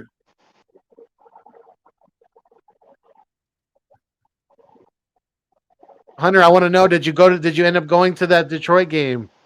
You're talking about going. I want to know, did you end up making the trek from Chicago to the D? Did you go to Detroit and watch the Eagles kick their ass? Let me know, Hunter, or come join the live stream. We got our first guest in the back here. We'll bring him on in just a second. Oh, I wonder who that may be. Yep. Yes, sir. BLSG, what's going on, my guy? What's good, fellas? How He's we got the feeling Sixers about the beater game on. He's later? feeling good. That's right. I switched from my Ohio State gear to my Sixers gear now after my Sixers ended up winning their game tonight. So, and we won without like 7 of our players tonight, so I felt even better about that. Nice. What's going on, Papa Sora? He's having a You tough just want to sports talk about the weekend so Gators, far. bro. Gators suck. They really suck. Gators suck. They really suck. Let's read some of the recent tweets real quick. Hold up. Let's go through Papa's Twitter right now. Yeah, let's go. Yeah. Go ahead and look at it. Just go ahead and look at it, and you tell me. Are you able to read some of them? Are they legible? Oh, I'm reading. Oh, I thought you were going. Okay. Hold up, real quick. How the hell do I look at my? You want you to pick your best ones. Why would he read your shit? Because the way he said it, it was like, where is it? What am I looking at? Yeah, and my Sixers ended up being the match. The first tweet was Todd Grantham got to be the ugliest dumbass in Florida. Fire his ass in Mullen as well. This shit not fun to watch anymore. And then I responded to that, and I went, and Nancy Pelosi's in town, and my previous statement is still true. Oh, my second tweet was my firstborn son could run for over 300 yards on Todd Grantham's defense, and he's chilling in my nether regions. He ain't even been born yet. And then my final tweet was, If you were to ask me what I would rather do, brush my teeth with sandpaper, watch Todd Grantham's coach defense, if that's what you want to call it, for one more snap, I'm going to need to start buying a lot of sandpaper. I didn't know. It's too much gas. Oh, That sucks, Hunter. I'm sorry. I know gas is expensive right now. mm-hmm. Sports. Gas is like half my paycheck. Uncensored. I was on Joel's stream for 8 hours. He's talking about 500. Who's talking about?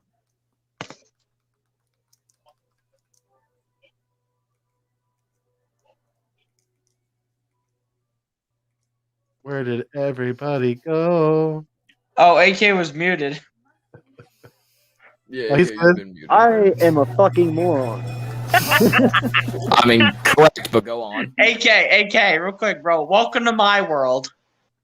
No, the wife AK, came in I talking to do me it and all I the time, totally bro. I do it forgot all that the I muted time. myself. I do it, but I do it all the time, bro. I do it all the time on StreamYard. Yeah, no, that's the first time it's ever happened. Apologize. What was the question now? Was there a question? I don't know. What was asked? Somebody said something to me. I don't remember. I don't know. I just remember reading off my tweets, This and is that was why about it. This is why I'm quitting the Skittles right here. AK, I need some of them Skittles, bro. I ain't I gonna can't lie. even hold a conversation anymore. I think it was just me addressing. You might have heard your name when I was addressing it. I said, Nate Talk Sports at Uncensored. I was on Joel's stream for 8 hours. Yeah, we were talking about that gas money. And Yeah, no, I was saying that Joel is a Giants fan. It's classified with Joel. He has his own podcast over there. Very nice man, very nice individual, very smart. You know, he was chilling over there. I stopped in before our stream to say what's up to him. A couple of friends over there. So nice. Yeah. No, how much you're an animal, man. 8 hours. That's no bueno for me. Salute to you. That's freaking. We can't do that. Dude, Joel did 11 hours, bro, today. 11 hours straight. Wow. That was his stream today. That's insane. He started from the beginning of college football and went to the end. 11 fucking hours. I was like, you're insane. Damn, bro. Yeah. It's a way to get some watch hours right there. His wife is a lucky lady. No shit. She's gonna probably be a single lady More like he's a lucky man to have a wife that lets him stream that long, dude. Right. I get shit after 2 hours. Like, No kidding. jeez Louise, bro. His wife's like, no, you go enjoy it. AK's like, but hon, I'm trying to play with the boys. I'm trying to chill with the boys here. I'm trying to crank those 90s, my guy. Bro, Bobby. Bobby Murphy said actually 12 hours, bro. I think. Dang. Ugh. Crazy. That's half of a day, even bro. 12. Yeah. So how much is gas man. where you live? Where you live, Papa, right now? Like 325. Okay. How much is it in PA? 349. Oh God, no. Where I live, it's probably about like $4. Is it? Yeah, where I live, it's about like $4. Man, in Alaska, it was $6.25. Somebody's about to get canceled here. And guess what? Don't tell me Papa's getting the board. Shit. We refined that shit there, and I'm playing Papa. No, think how fucked up that is. We refined that shit in Alaska, but yet we pay the highest gas prices in the United States. How That's fucked great. up is that? Oh, shit. Yeah, it's almost like damn. it's over 450 where I live. It's almost at some places it's almost $5. Jesus Christ. I'm gonna get political. Somebody's gonna get canceled. You know why, man? You know why? Because it's holidays. That's why. Fucking Thanksgiving's coming up. They want to make their money, and then it'll go back down after Thanksgiving, then go up. Yeah, it'll on go Christmas. back down to $3. Yep. No, that's what happens all the time. Oh God, that's a quarterback factory. We did some stupid All shit. three first rounders on a QB. Good Lord. What's might as your well face? call AK, did you get rid of your Skittles already? I was having a stroke. I couldn't remember names What? here.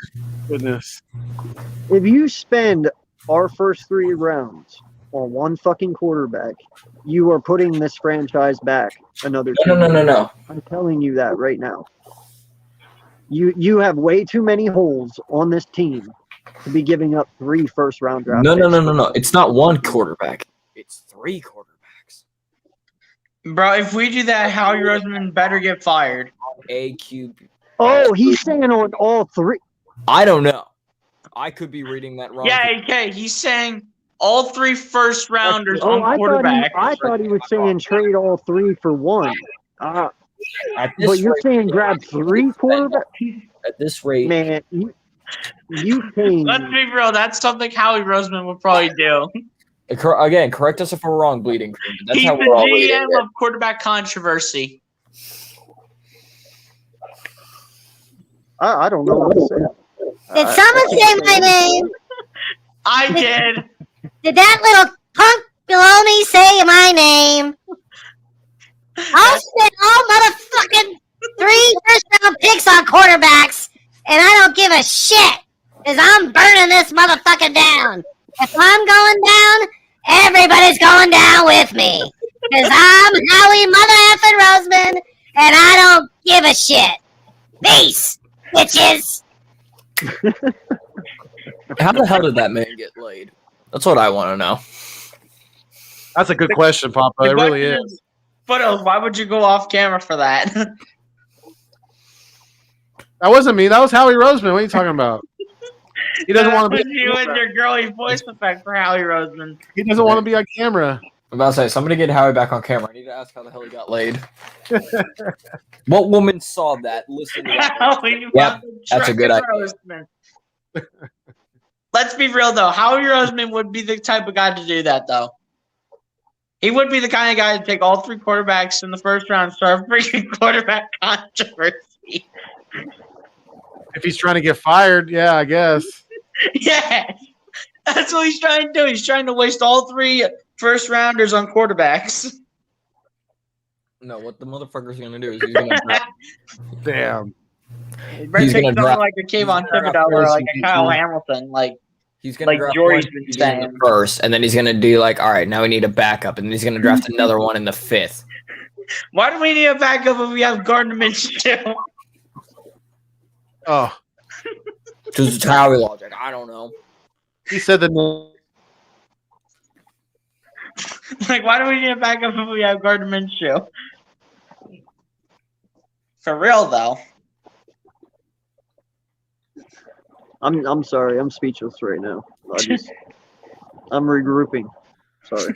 3 first round picks, 3 QBs in the first. That would be a new one.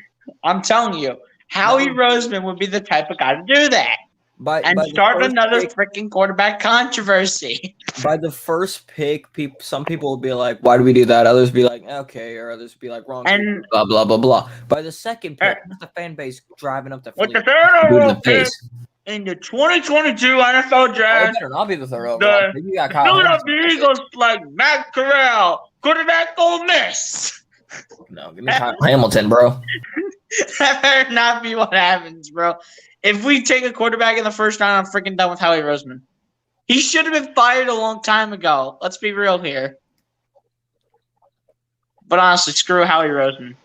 My question is, We better take either Kyle Hamilton or if we somehow manage to get a very high draft pick like the second or the first, get Kayvon Thibodeau. my question is Jeffrey Lurie. He's got a second, young, pretty hot wife. So why the fuck does he need his fuck buddy Howie? Does the wife not give him any more? Did she put the chastity belt on? She said no more. Like Jeff. get Howie off this freaking team, bro. Like, is Howie just like when in doubt? If your wife ain't giving you anything, is Howie just that lady in the night now? Is this what's happening, Jeff? Is this what we become now? And that little fucker Howie is still on this fucking team, and he needs to go now. I'm done with Howie Roseman. And he Well- will be done if he takes 3 freaking quarterbacks in the I'm gonna first. start making angry tweets again. I swear to God. Here we go. Rafael. Come on, fucking bitch. What's Welcome up, in, Raphael? Done. Hey, Philly, Phil, Fuego, how's it going? I'm amazed so many It's people are up right now. Right now it's been a long, late night, but well, I'm feeling good. I don't know why I'm up. I should just be. I don't know. Yeah, you look like you had a long day there, Raphael. You tired, buddy? Yeah, he looks beat. Yeah, he looks beat up because that's not his normal self right there. What do you mean? Like you're not talking like you normally would on a You're live chipper. call, I'm my guy. saying you're usually chipper and happy and spunky. Yeah. You must have been watching the Florida game then. Or maybe watching one of the blowout games with Georgia. Well, Or maybe watching Alabama.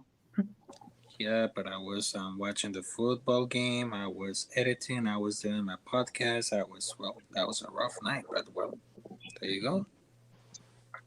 Yeah. We appreciate you joining us. Yes, it is. Yes, it is because I was doing Captain's Corner today because last night I wasn't able to make the live right here because I was dealing with some family issues and the flu came in last week and well I was not feeling better, but well I'm just feeling a little better, but well here I go now. That's good. Glad you're feeling better. Yes, thank you. But right now it's El Capitan, where do you live at, if you don't mind me asking? right now I'm living in Charlotte, North Carolina. How much is gas in Charlotte, North Carolina, right now? Ooh. Like gas stations right here, might be like 2,000 200. What? You're a fucking idiot. I mean That- 200 gas stations. 200 gas stations. How much are they charging per gallon? $3. Okay. It's $3 for gas money. $3 for a gallon. It really depends where you live, to be honest. Like here where I live in Pennsylvania, it's $4. They just made the price go up by $1 compared to everyone else because everyone else is around like the $3 range. Not out here in Yes. California. It's almost $5. Of course, what else? In the Bay Area, I'm sure it is over $5 right now. It's expensive to live. Guess what? Where AK lives, apparently it's $3. I think where Papa lives, it's like $3. Yeah, because of that. That's well. Sometimes it's $3. Yeah, they've been sometimes it's $4. raising the prices a little bit. It used to be closer to like $3, and now it raised up to $4. Yep. So are you gonna watch the Eagles win tomorrow? Yes, I'm gonna watch the football, but not only I'm gonna be happy about Carolina Panthers versus New England Patriots, but I would love to see Eagles beat the Chargers because right now It's what we all want to see. That's right. We have to run the ball for that to happen. Yeah, about that because they just told You need to run the ball. run that ball. Just run that ball. Chargers have the worst run defense in the league. If I see a lot of passes out of Jalen Hurts, then I don't know what's wrong with this coaching staff calling these dumbass plays. But I better not see so many throws from Jalen Hurts. I better see a lot of I runs. think you forgot one name, Justin Herbert. You cannot because there was one. But our offense against their run defense is the worst in the league right now. So in terms of our offense right now, we got to run the ball. Now in terms of the defense, we honestly Howie, not him. we did. In terms of the defense, we got to pressure Herbert. We got to pressure all the all the receivers, the tight end, and get to the quarterback. Period, like we did last week against Detroit. Yeah, but well, there's only one problem to Well, deal with what the we did. Eagles, which is Justin Herbert. But well, it's gonna be a good game. He hasn't. He's been a little iffy in the past few games, but he can heat up at any time. But the Eagles can do what they did to Jared Goff. They better show it against Justin Herbert. But I know it's a different quarterback, but we better show some pride in this game. But I have one question for all of you guys. Well, right now it's mid-season right here. Do you think the Philadelphia Eagles got hope to get into the playoffs picture or the wild card? Because right now it's mid-season, everything could happen. I need to see what we do tomorrow. Yeah, I mean, tomorrow will answer a lot of things if he comes out and he's back to his Definitely. old Tomorrow stupid will ways. answer. Oh, you're good. You're good. Yeah, tomorrow will answer some things too. I mean, we have a much easier second half to our season compared to our first half of our season because our first half was brutal, and our second half I feel like looks like a lot easier.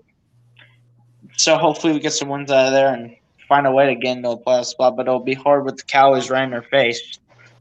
Yeah, but well, I just hope that right now it's the mid-season right here, but anything can happen. But you know what? I think it's gonna be like a tough games right here because they got a lot to improve right here. The Philadelphia Eagles right here, but well, it's gonna be fun. But well, mid-season, here it comes right here. But well, assume you wearing a Philadelphia Caesars weenie right here. Huh? I was talking with BLCJ. I was because he was wearing a beanie of Philadelphia Caesars. Is that true? You talking to me? And the T-shirt. Oh, yeah, but Yeah, he's talking to you. yes, and I was talking to you. But well, how about those Sixers right here? They're going so good in the NBA. I know Sixers.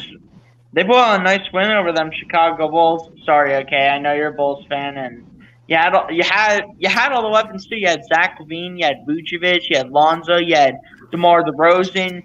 You had the weapons to put it together, and I don't know how the Sixers managed to pull this one off at the end of the day without like 7 other players, 6 or 7 other players.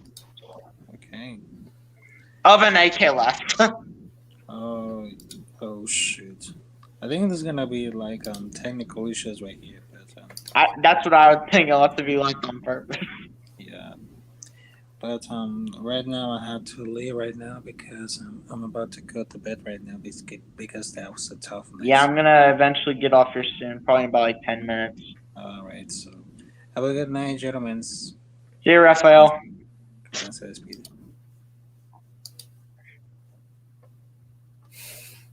So Uncensored left, Raphael left, Foothills went muted. Yeah, I don't know why Uncensored. I guess he like disconnected or something. I would guess technical difficulties. Yeah, Foothills taking a piss break. But yeah, I mean we are one. I'm looking at what's his face, Bobby's comment. We are one game from the wild card spot. I believe Carolina is currently owner of the 7th. We win that, obviously. We win that, we take it over because we'll have the tiebreaker over Carolina. Atlanta, if they win, which I don't even know who Atlanta's playing tomorrow, or even if they even are playing. If both of us win, though, we would still have the tiebreaker. So wild card spot definitely in talks. Definitely very easy remainder of schedule. Atlanta has New Orleans tomorrow, so I'm guessing that's going to probably be an L. Don't know with Trevor Siemian. Well, I mean, he got it pulled off against Tom Brady. Yeah, but there's also no film on him. Now there's film. So, I don't know. It personally, I won't start talking playoffs till after tomorrow. Because if we could beat the Chargers, we'll already have questions will be answered. Yeah. we'll already have the 7th if we beat the Chargers, and then it just gets easier from there. Because I mean, what do we have in terms of our schedule? After the Chargers, then it's we got- Broncos, Saints, Jets, and then all division. Was that right? Mm-hmm. Yep. Yeah, because I know our last 5 are against our division rivals. Yeah. That takes up 5 weeks. Plus the bye week. Right. Yeah, I think that's right. Yeah, it is. We literally have. We got the Broncos. After the Chargers, we got Broncos, Saints, Giants. Giants, Jets. Giants, Jets. And then the bye week, and then the rest of it's the division. The rest of the division games. Yep. So, I mean, if we beat the Chargers, then it definitely playoffs. We beat the Chargers, which there honestly can be potential to beat them. Yeah, I mean, there are going to be questions answered for our team. And what do we have to do, guys? What do we have to do? 3 words? Run the ball. Thank you, Foothills. Should do that Howie Roseman's voice real quick.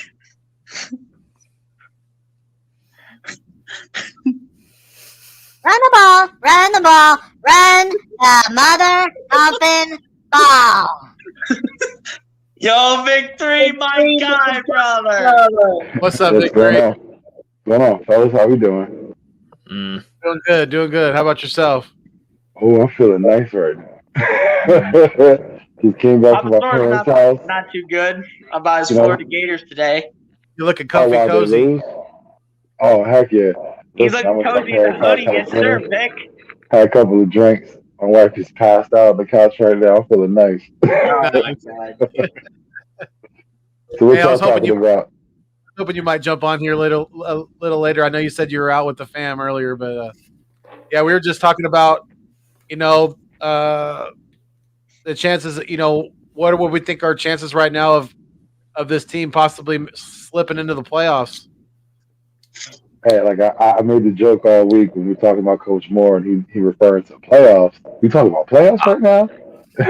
we talking playoffs? I think the thoughts are hopeful. It's a little premature, but it's we have hope. We're Philly fans. Without that, what would we be?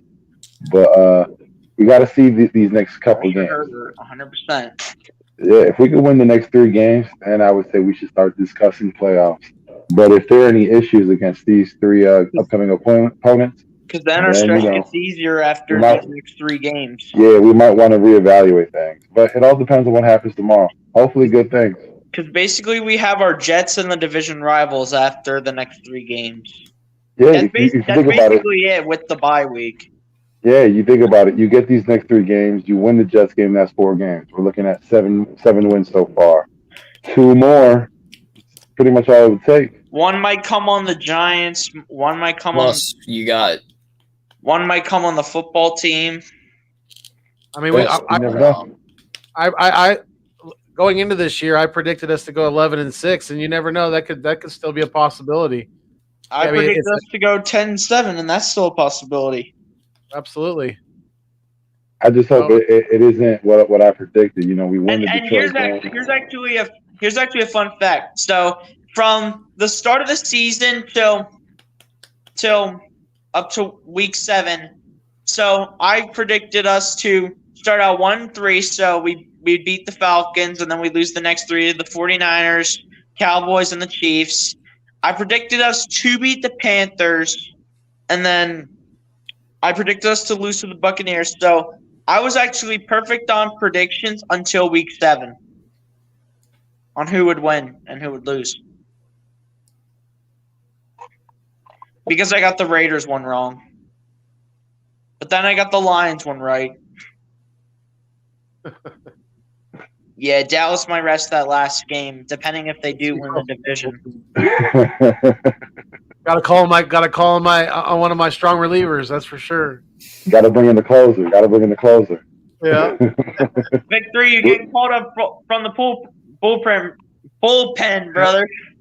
Give me the tongue twister. Give me the righty. Yeah, man.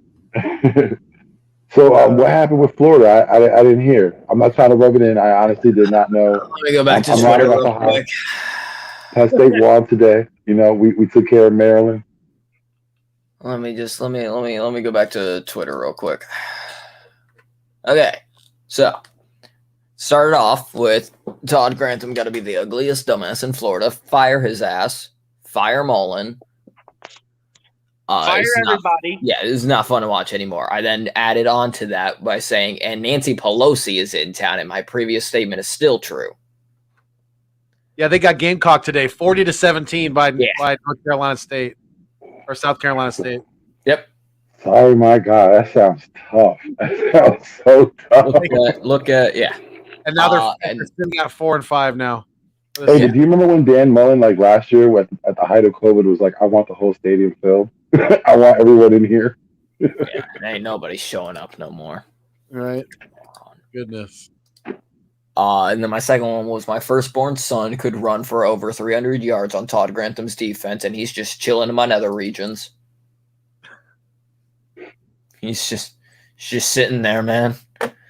And then final one was, if you were to ask me what I would rather do, brush my teeth with sandpaper or watch Todd Grantham coach defense, if that's what you want to call it, for one more snap, I'm going to need to start buying sandpaper.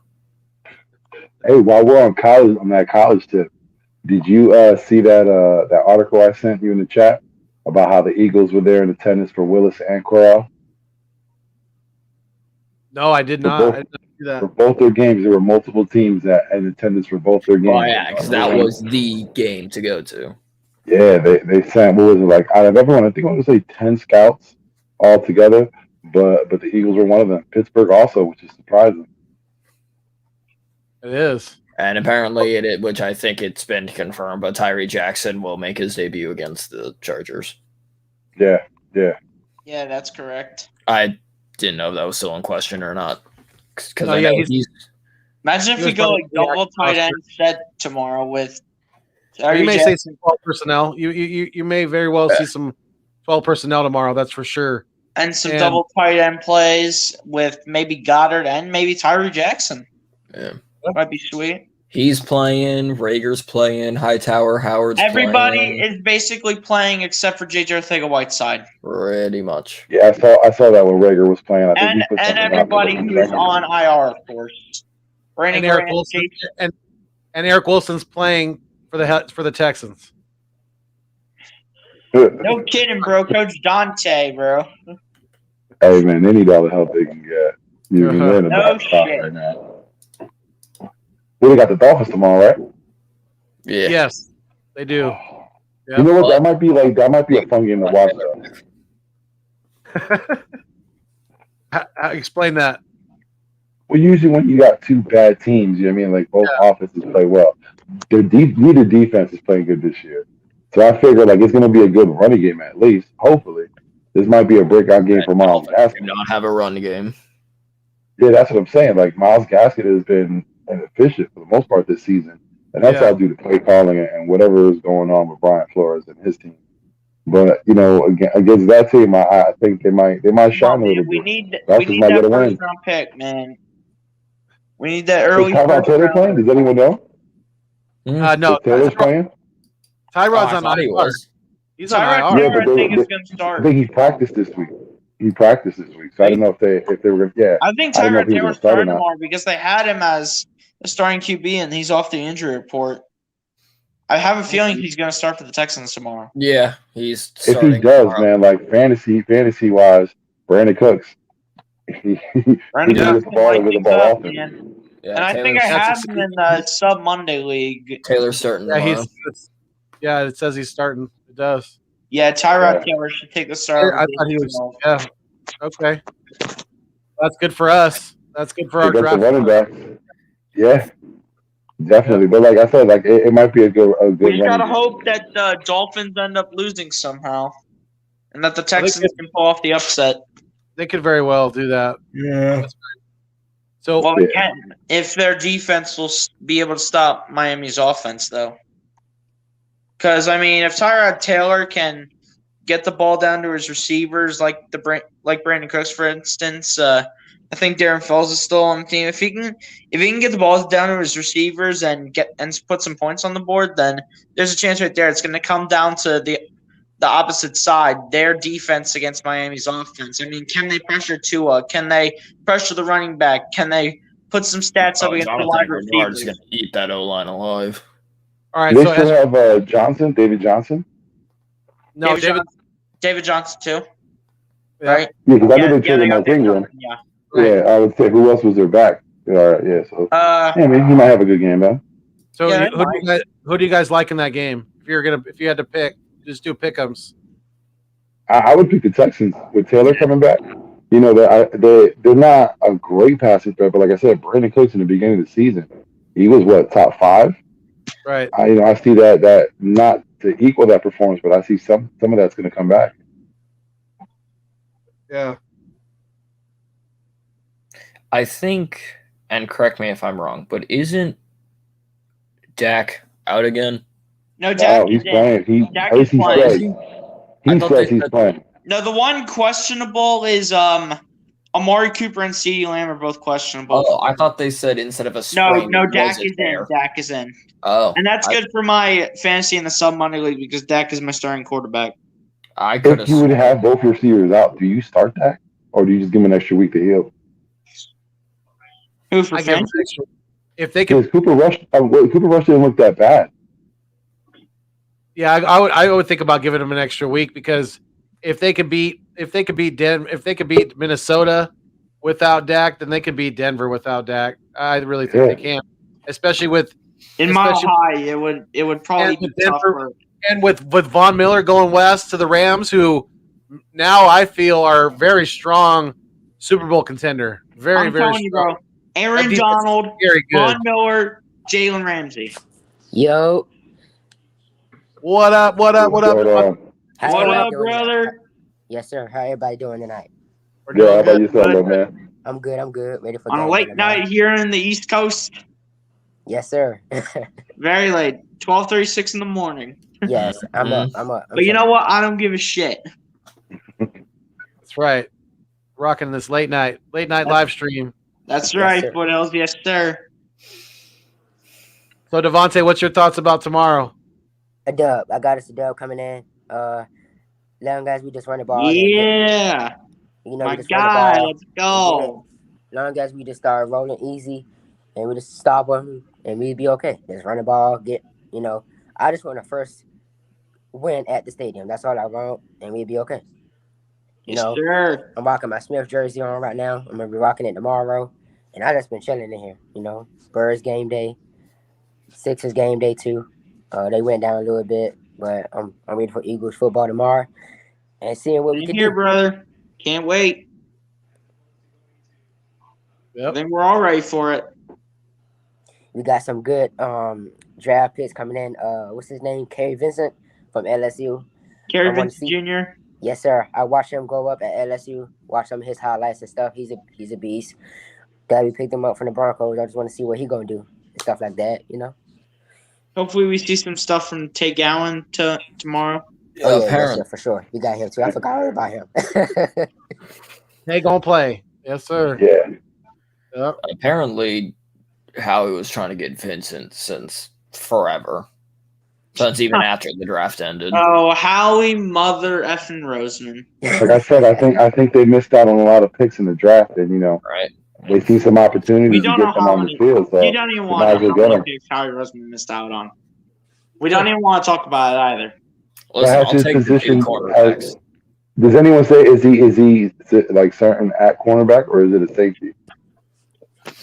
He can play both. I feel like he's going to play safety. I feel like, and I was going to mention this there was one live that I was on. I think it was on Mitch's yesterday, where I was like, I feel like we're going to see a lot of nickel and dime packages with the 3 safeties. Because I feel like that's Kerry Vincent right there. Because he's really fast, so he'll be able to zip from sideline to sideline. And then I think your 2 linebackers, if you do the 3 safety, because I think if you do the 3 safety, you take away one of your linebackers. I think one of your 2 main One safety's kind of like a joker. Yeah, he's kind of like a joker with a whole hybrid. Yeah, I think your 2 main linebackers are Edwards and Taylor. So you're not going to throw Jannard Avery in? Well, I mean, like I You think mix them up depending on the package, on depending on Yeah, what you're It doing. depending on the depends how we're package. playing that role, but what I liked from last week, which I think we should do this week, is line up 5 men in front of the offensive lineman because that worked really well last week, and hopefully it does the same thing this week. Yeah, but I mean, you're It worked well last week, putting 5 men in front of the offensive line. Well, I think this game plan is going to speak volumes to the coaching intelligence of this coaching staff. Because if you game planned highly to run the ball against Detroit, you better damn well do the same thing against the worst rush defense in the NFL, and that's the Los Angeles Chargers. So And the 3 run words the ball. run the ball. I don't care. Just like it says up on it doesn't matter if we get 2 or 3 yards in a cloud of dust, or if we get a 20-yard clip. I It don't doesn't give a matter. shit. Just run the damn ball. And even if we get down by 2 touchdowns in the beginning of the game, you have to keep running the ball.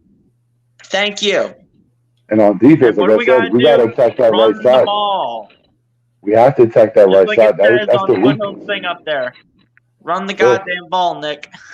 Like we seen Slater, he's having a decent year, but again, we seen on the right side, he has not been playing well at all. He's constantly getting pressured and taken back. You know, he's always in the backfield. So might as well just work off of him. Facts, bro. Yeah. Look for Josh Sweat to have because it's their right tackle that's weak, right? The right side of the line. Yeah. Storm Norman, I think it left is. tackle, unless if they make a last minute move and Look imagine for if they move Slater to right tackle and then I Josh Sweat think they have like 4 corner. They being the Chargers have like 4 cornerbacks out.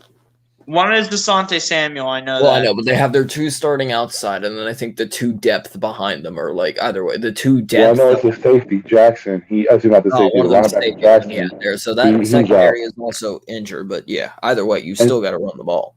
Yeah, but that bodes well for us with Jackson because he's their leading rusher. I mean, he's the guy that creates all that pressure for them. So if he's out the game again, that benefits us. We just have to hope our coach passes their deficiencies. Yeah. Yep. What I'm saying is I know the entire secondary is weak, but you still got to run the ball. This has got to be the balanced game. This is want to because you want to tie down that defensive line, especially with their loss on linebackers and the quarterback. Run the ball. And I mean, you give a quick little going off of what you've been saying about Hurts, even if he has to be a game manager, which isn't that bad. You give like a quick little 5-yard slant up the middle to like Goddard. Any of the receivers, especially Tyree Jackson, they're gonna go. Especially with how injured this Chargers team is. Run some double move routes on these inexperienced corners on the outside tomorrow. You know, maybe run a go route. That also will give us the edge. The secondary is all banged up. Well, yeah, the secondary is all banged up. Isn't Kenneth Murray their linebacker ruled out? No, it's just I know Jackson. From what I saw, ruled out is just Davis, the corner, Asante Samuel, the corner, and the running back, Justin Jackson. I thought I heard something about Kenneth Murray being ruled out. No, there was another name that was doubtful, but that was not the name. Yeah, I honestly thought that Kenneth Murray was out because if he would have been out too, that would have been really good for us. Wait, but that's the middle linebacker, right?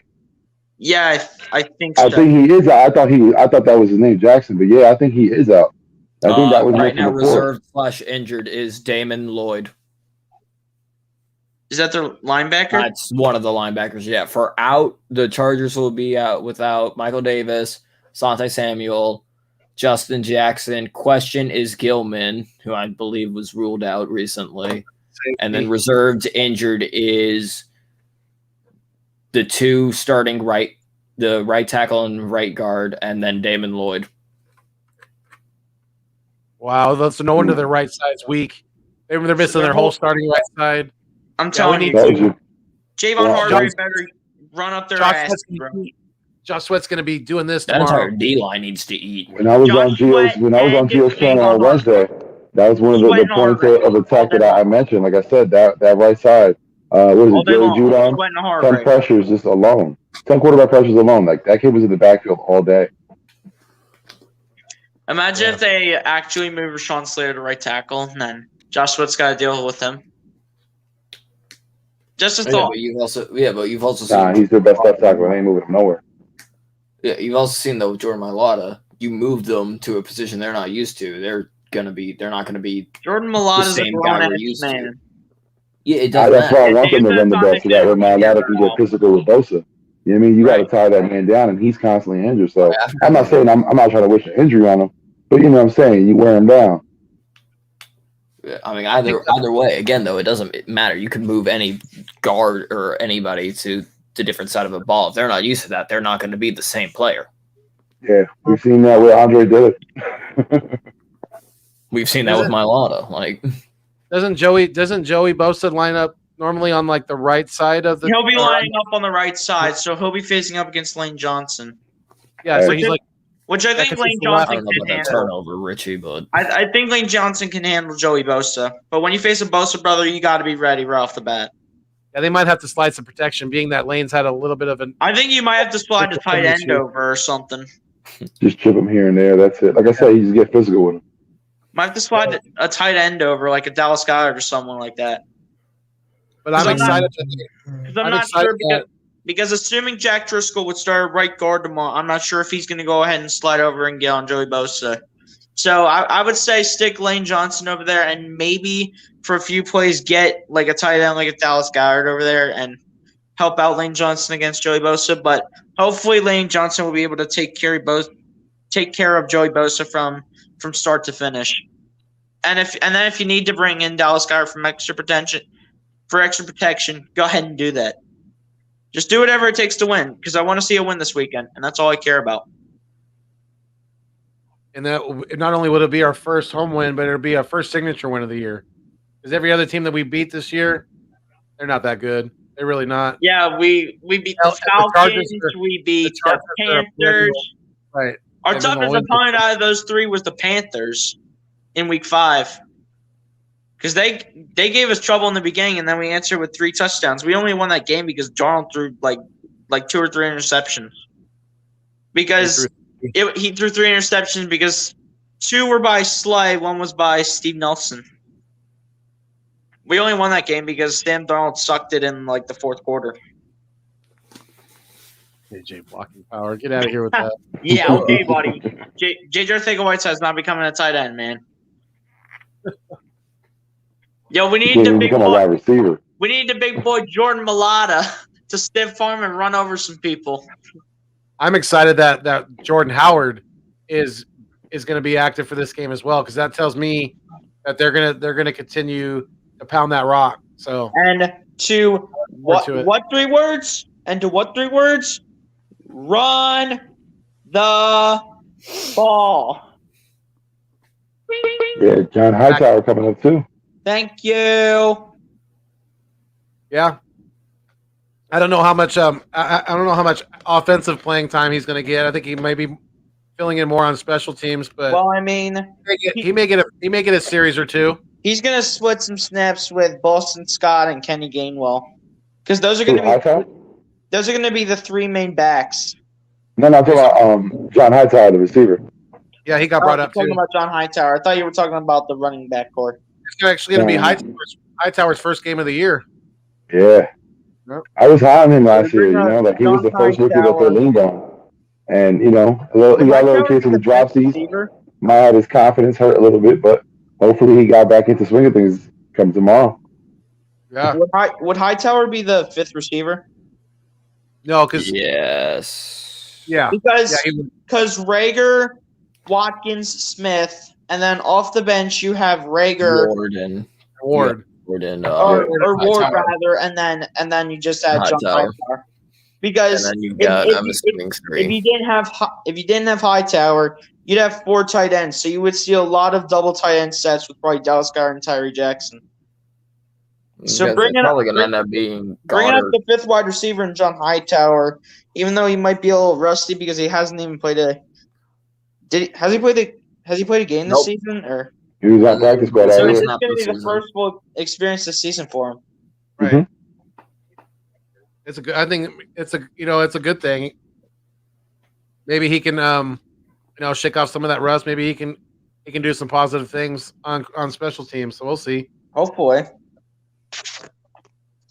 Well, Hopefully he can do something on offense as well if he gets some playing time. Might get some garbage minutes if we need him to.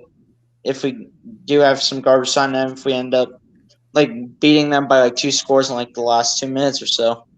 we gotta get pressure on Herbert tomorrow. That we can't let him sit back and We can't find let his him open. sit for eternity. No, this is going to be a 60-minute game. It's not going to end up being, we can bench some of our players. No, it's going to be a 60-minute game.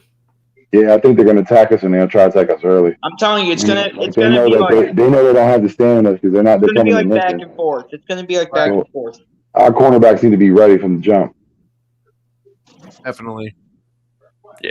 It's definitely not going to be like Detroit where you're like, okay, we can bench it. No. We can bench everybody. We can bench Jalen Hurts for Gardner Minshew. We can bench this guy. We can bench that guy. It's not going to be like that. We got to play every single starter this game. Because this can be anyone's game tomorrow. No. This is going to be anyone's game tomorrow. Yeah, and the Chargers haven't really traveled super well this year either. So, and that's another weakness on the Chargers right there. And you got to think about it too. It's a little chilly outside. Those guys from the West Coast, you know it, my guy. You come over here, you feel that West Coast boys. That East Coast breeze, that lake effect. Ooh, it gets a little cold. That's 5 weaknesses on the Chargers right there. Somebody needs to find the hotel that the Chargers are staying at right now. Go pull. Turn down the AC. Go pull the fire alarm right now. Right in the middle of that. It was a crisp 24 degrees this morning. Woo! Yeah. Yeah, it was 27 here where I live. They ain't feeling that in LA, that's for sure. They're not feeling that in LA. I'm telling you. Yeah, what's your cold? 65? Tomorrow when they play in Philly, man, they're feeling that cold temp. And boy, they might struggle tomorrow. I'm hoping so because Herbert's a West Coast kid too. So I'm hoping that cold affects. I hope so too. That's where Herbert might struggle right there. Just a second-year quarterback. The battle of second-year quarterbacks right now. I mean, this is a perfect time to get our signature win of the year. It could be a trajectory win for us. It really could because if we can start piling some wins together, going into the home stretch against, the last 6 weeks of the season is pretty much all division games. So it's all division rivals. We can be possibly in the wild card hunt. That's for sure. In the wild card somewhere. Someone needs to get that drop though. Someone needs to get that more drop. The 4th seed. Every time we talk about it, it's the person that pops We'll be outside the 4th seed. Dallas will probably be winning the friggin' NFC East. Stupid. But you never know. There's a lot of games left. I'll take it. There's a lot of games left. There's 9 games left. A lot can change. A whole lot can change. And by the way, Dallas will always find a way to screw it up. They always do every year. Every year, Dallas always finds a way to mess it up. What clip were you talking about, Vic? With Jim Moore when he's like, playoffs? You talking about playoffs? Playoffs? You all talking about playoffs? Yeah, I love that clip, especially when people talk about it. So like, we have 3 games that we won. We have a whole lot to go. Like, it looks good for us so far. We're still in it. Statistically, with the extra game, it messes everything up. It changes everything. Because before, when you look at it, statistically, you would be out of it. Change as well because we have an easier half to the schedule. That extra game, that extra team that can make it into the playoffs, it only helps us out. It's sad that we need it. But, exchange, and then the rest is division apart from the Jets. But even though, I don't think we should sleep on the Jets. I mentioned before, they played pretty good. They were coming back on the Colts. That's with all my White, bro. If it wasn't for the fact that White got hurt, White. they could have possibly won that game in a shootout. Johnson, bro. Josh Johnson. Josh Johnson, whoever it is. White looks better than their first round pick so far. He looks better than Zach Wilson, bro. No cap. Hey, that's some good scouting on that one. I don't know about Wilson, but I think the scouts might have picked Wilson up. Wilson might need a few years, man. wondering if Joe Flacco's going to start against us or this weekend. Oh, Oh, maybe imagine. this weekend. No, I think they Gio would have might to be battle talking out. about when we play the Jets. I think it'd be John. If somehow, some way in the world, Joe Flacco starts against us, bro, we better, for the love of God, start hammering him, bro. No, I think Wilson will be starting by then because what is that, week 15 or something like that? No, that's like that's in 4 weeks. He's been in the league for 6 years, really? Wow. Wait, so we have the Chargers, Denver, No wonder why Mike White's so good. And then New Orleans. and then right after that's the Jets. I thought we had a divisional game with it. That's it. Oh, that's right. Yeah, I keep forgetting. Yeah, Okay. Giants then Jets. I keep. Yeah, because I was like, wait, I didn't think we were going to get a Broncos, 4-game Saints, streak, but we did it. Giants, Jets, and But then when you look all at it, with division the games possibility, could you imagine if we went on a 6-game winning streak? Mhm. Imagine, bro. Would be Imagine. That would change everything drastically You around. look hurt, Vic. You look like you belong in V for Vendetta. It's just What? That'd put us at 9-5. I'm looking at this hacker man over here. 9-5 would definitely be turning some heads. 6-game winning streak. Yeah. Which would be nice. Remember. Depending if we can win some of these division games, that would help us get in the wild card. And I truly think the hardest game left on the schedule, which probably not. Gio was talking about Flacco starting tomorrow. Because it's going to be because we've got so many Zach division Wilson games. will be I back truly by think then. Chargers But they don't play. They don't play tomorrow because they played on Thursday. They Well, would play next week. I think they're talking about next week. Next week. Yeah. Because White Next hurt. week, I don't know. They got him for a reason, so I would assume they'd probably start him. Unless They'll start White at some hurts. point, but they're looking. They're honestly looking at Mike White right now, bro. I think White's injured. He didn't bang his hand that much, though. I think he could be going to be fine. Besides, he Yeah, has let's say, what was the severity? besides, he has the extra time to get it ready to go for next Sunday. Mikey Blanco is king of New York. Got his jersey in the Hall of Fame now. He's living high right now. That's right. I forgot they played. Yeah, I forgot they played Thursday. Yeah, Gio. Yeah. Gio from the 215. Yeah, man, check out his show, everybody. I mean, it just popped off. He had his premiere today. It was fun, man. He had Jerry Lee on there. BLSG, you were on there as well. Yep.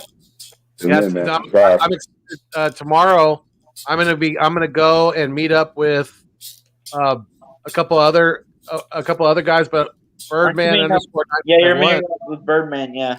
Yeah, that's gonna be. He came up to Northern California. He drove up with his wife, so we're gonna go and have some barbecue and watch the game tomorrow and hang out. It's gonna be fun. That's what's up. Yep. That is what's up right there. Looking forward to that. Hey, after that game, both y'all come on the show. Yes, sir. In tandem. Yep. Oh yeah. You both should be on the show on just one screen. Live from the barbecue pit. I recently remodeled the kitchen, and the wifey got me this. It's a signed Brian Dawkins card. Yeah, that's just cool, bro. That's cool. Right? The first thing I said is, what else do you need to be fixed? Yeah. What else After are the we game, doing? bro, like you and Birdman should both be on one screen and just get on the show. Yeah, we could probably do that. We'll work something out. Yeah. I'm telling you, you both should just be on one screen. It'll be so cool. You should just do it as the Nest Out West and Birdman. Yeah. But yeah, it's we're coming up on 2.5 hours for the live stream. So yeah, 100%. I know it's getting super late on the East Coast. You already know, man. It's about to be 1 o'clock in the morning. Though. You know, we could sleep in a little bit. The game's a little late game tomorrow. So hey, and we get an extra hour of sleep. Let's go. Exactly. Yeah, I didn't even know about that. I just literally found out about that because my dad told me when I went home. Yep. I honestly thought that already passed. Set your clock an hour ahead? I really thought that passed already. Or is it set it back? You set it back. You always remember it this way, SG. It's spring forward. But we're in fall right now, so it's fall back, right? So fall back, spring forward. That's how you remember it. Fall, you go back an hour. Spring, you go forward an hour. Nowhere else in the world do they do that but here. We're the only ones who mess with the time. Right? Technically, it would be like 11:58 right now on my phone, but Yeah. Well, what is it? depends 1 which o'clock clock. you change It it back. depends which clock you look Yeah. at. You know what this is? When I was around from the age of 20 to about 29, 30, this was my Super Bowl. This was my highlight night because you got 1 extra hour at the bar. So you know you were getting it in. This was the night to party. Yep. Definitely, you get to get that 1 extra hour in. Yeah, And buddy. look where I'm at now. I'm having dinner with the folks. You're Getting here drunk on chatting some on with wine. Drinking some beer, getting drunk on wine. Oh, life Yeah, changed buddy. fast. Yep. Yeah. So Time it's goes spring by fast. forward, fall backward.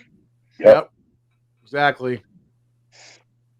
Yeah, I think one of my family members was mentioning that earlier today. I don't gotta wake up an hour early for work. Yep. Yeah. Yeah, take advantage, my guy. But I always say, if it's all about work, man, go early because that means you got an extra hour of sleep. Did you see, apparently, Dan Campbell said the Lions literally buried their game film from week 8. He's They trying, should. man. I give him that. He's trying Yeah. everything he can. Yep. That's a coach I want on my coach. Listen, when Florida inevitably fires Dan Mullen, Dan, you wanna come to college? He would be an awesome college coach. He I'm has sure the energy The for it. recruits would love him, and that's what we need. We need. He would fit well, and he would fit well down there. I think he would. Yeah, like I said, if his tenure in Detroit, ends early and doesn't work out, I would love him to be the African tight ends coach. Mm-hmm. I want someone in our locker room bringing that intensity. Mm-hmm. Yeah. Or he could switch to linebacker coach. He'd make a good. I think he would make a good linebacker coach too. He'd have Dallas Goedert breaking through people's chests. He would Facts, literally bro. tell Tyree Jackson would just be choke slamming everybody. Yeah, he Heck would. Power bombing people out there. Facts. All right. But yeah, we're gonna wrap it up. Papa, you want to let everybody know where they can find you at, or if you have any closing comments? Feel free to depressed. Never mind. Yeah, y'all can find me on. I don't even know what I was about to say. Y'all can find me on Twitter at Papa Fuchs. Fuchs spelled Fuchs. Post basically retweet or comment whatever these guys say, and just talk about my depression for Florida Gators. You can find me on Twitch and YouTube though at Papa Sora. I don't know if Jordy and I are gonna do our podcast tomorrow. I don't know. I need that holy gator, guys. Come on, Jordy. Come on, Jordy.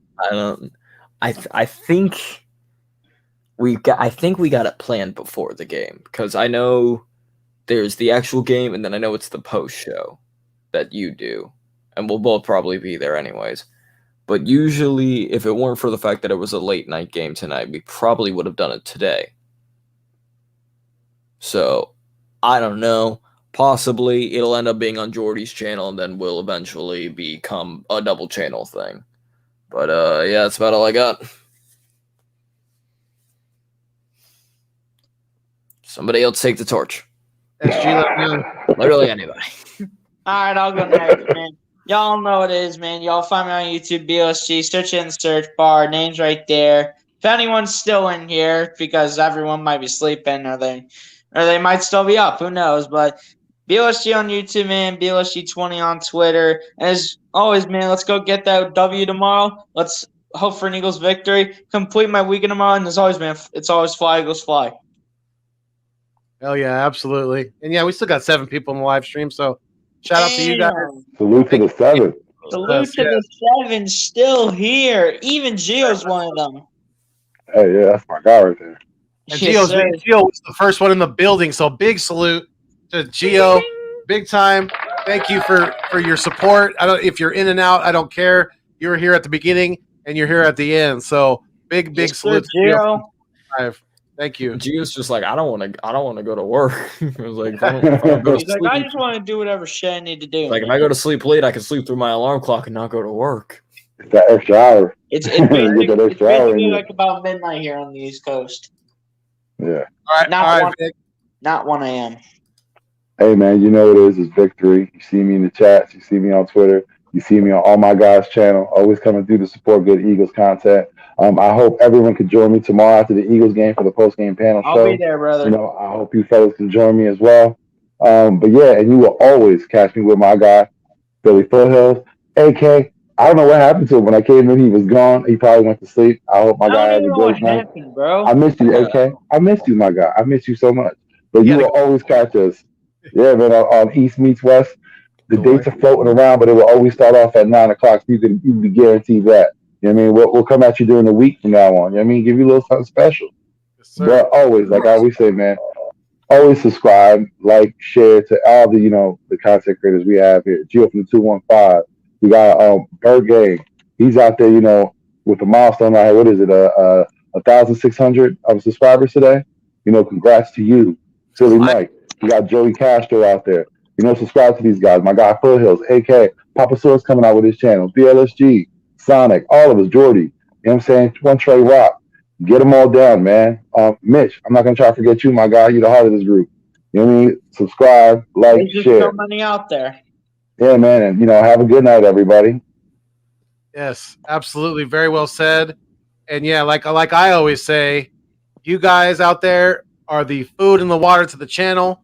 Without you, each and every one of you, it will not continue to survive. And I mean that from the bottom of my heart, because you guys are the energy. You guys are everything. You bring everything to this channel. So, I really enjoyed this one tonight. Thank you, everybody in the chats, for all the good comments and the great camaraderie on there as well. And thank you guys for joining the live stream with me tonight. The thanks to my guy, AK Eagles of Eagles Uncensored as well. So until next time, we fly until we die. Stay mean, stay green. Thanks for viewing me on your screen. But most importantly, keep it fuego. Peace, y'all. Hey, man, have a good one, everybody. Peace. Due to the chat for staying through. That's official right there. Yeah.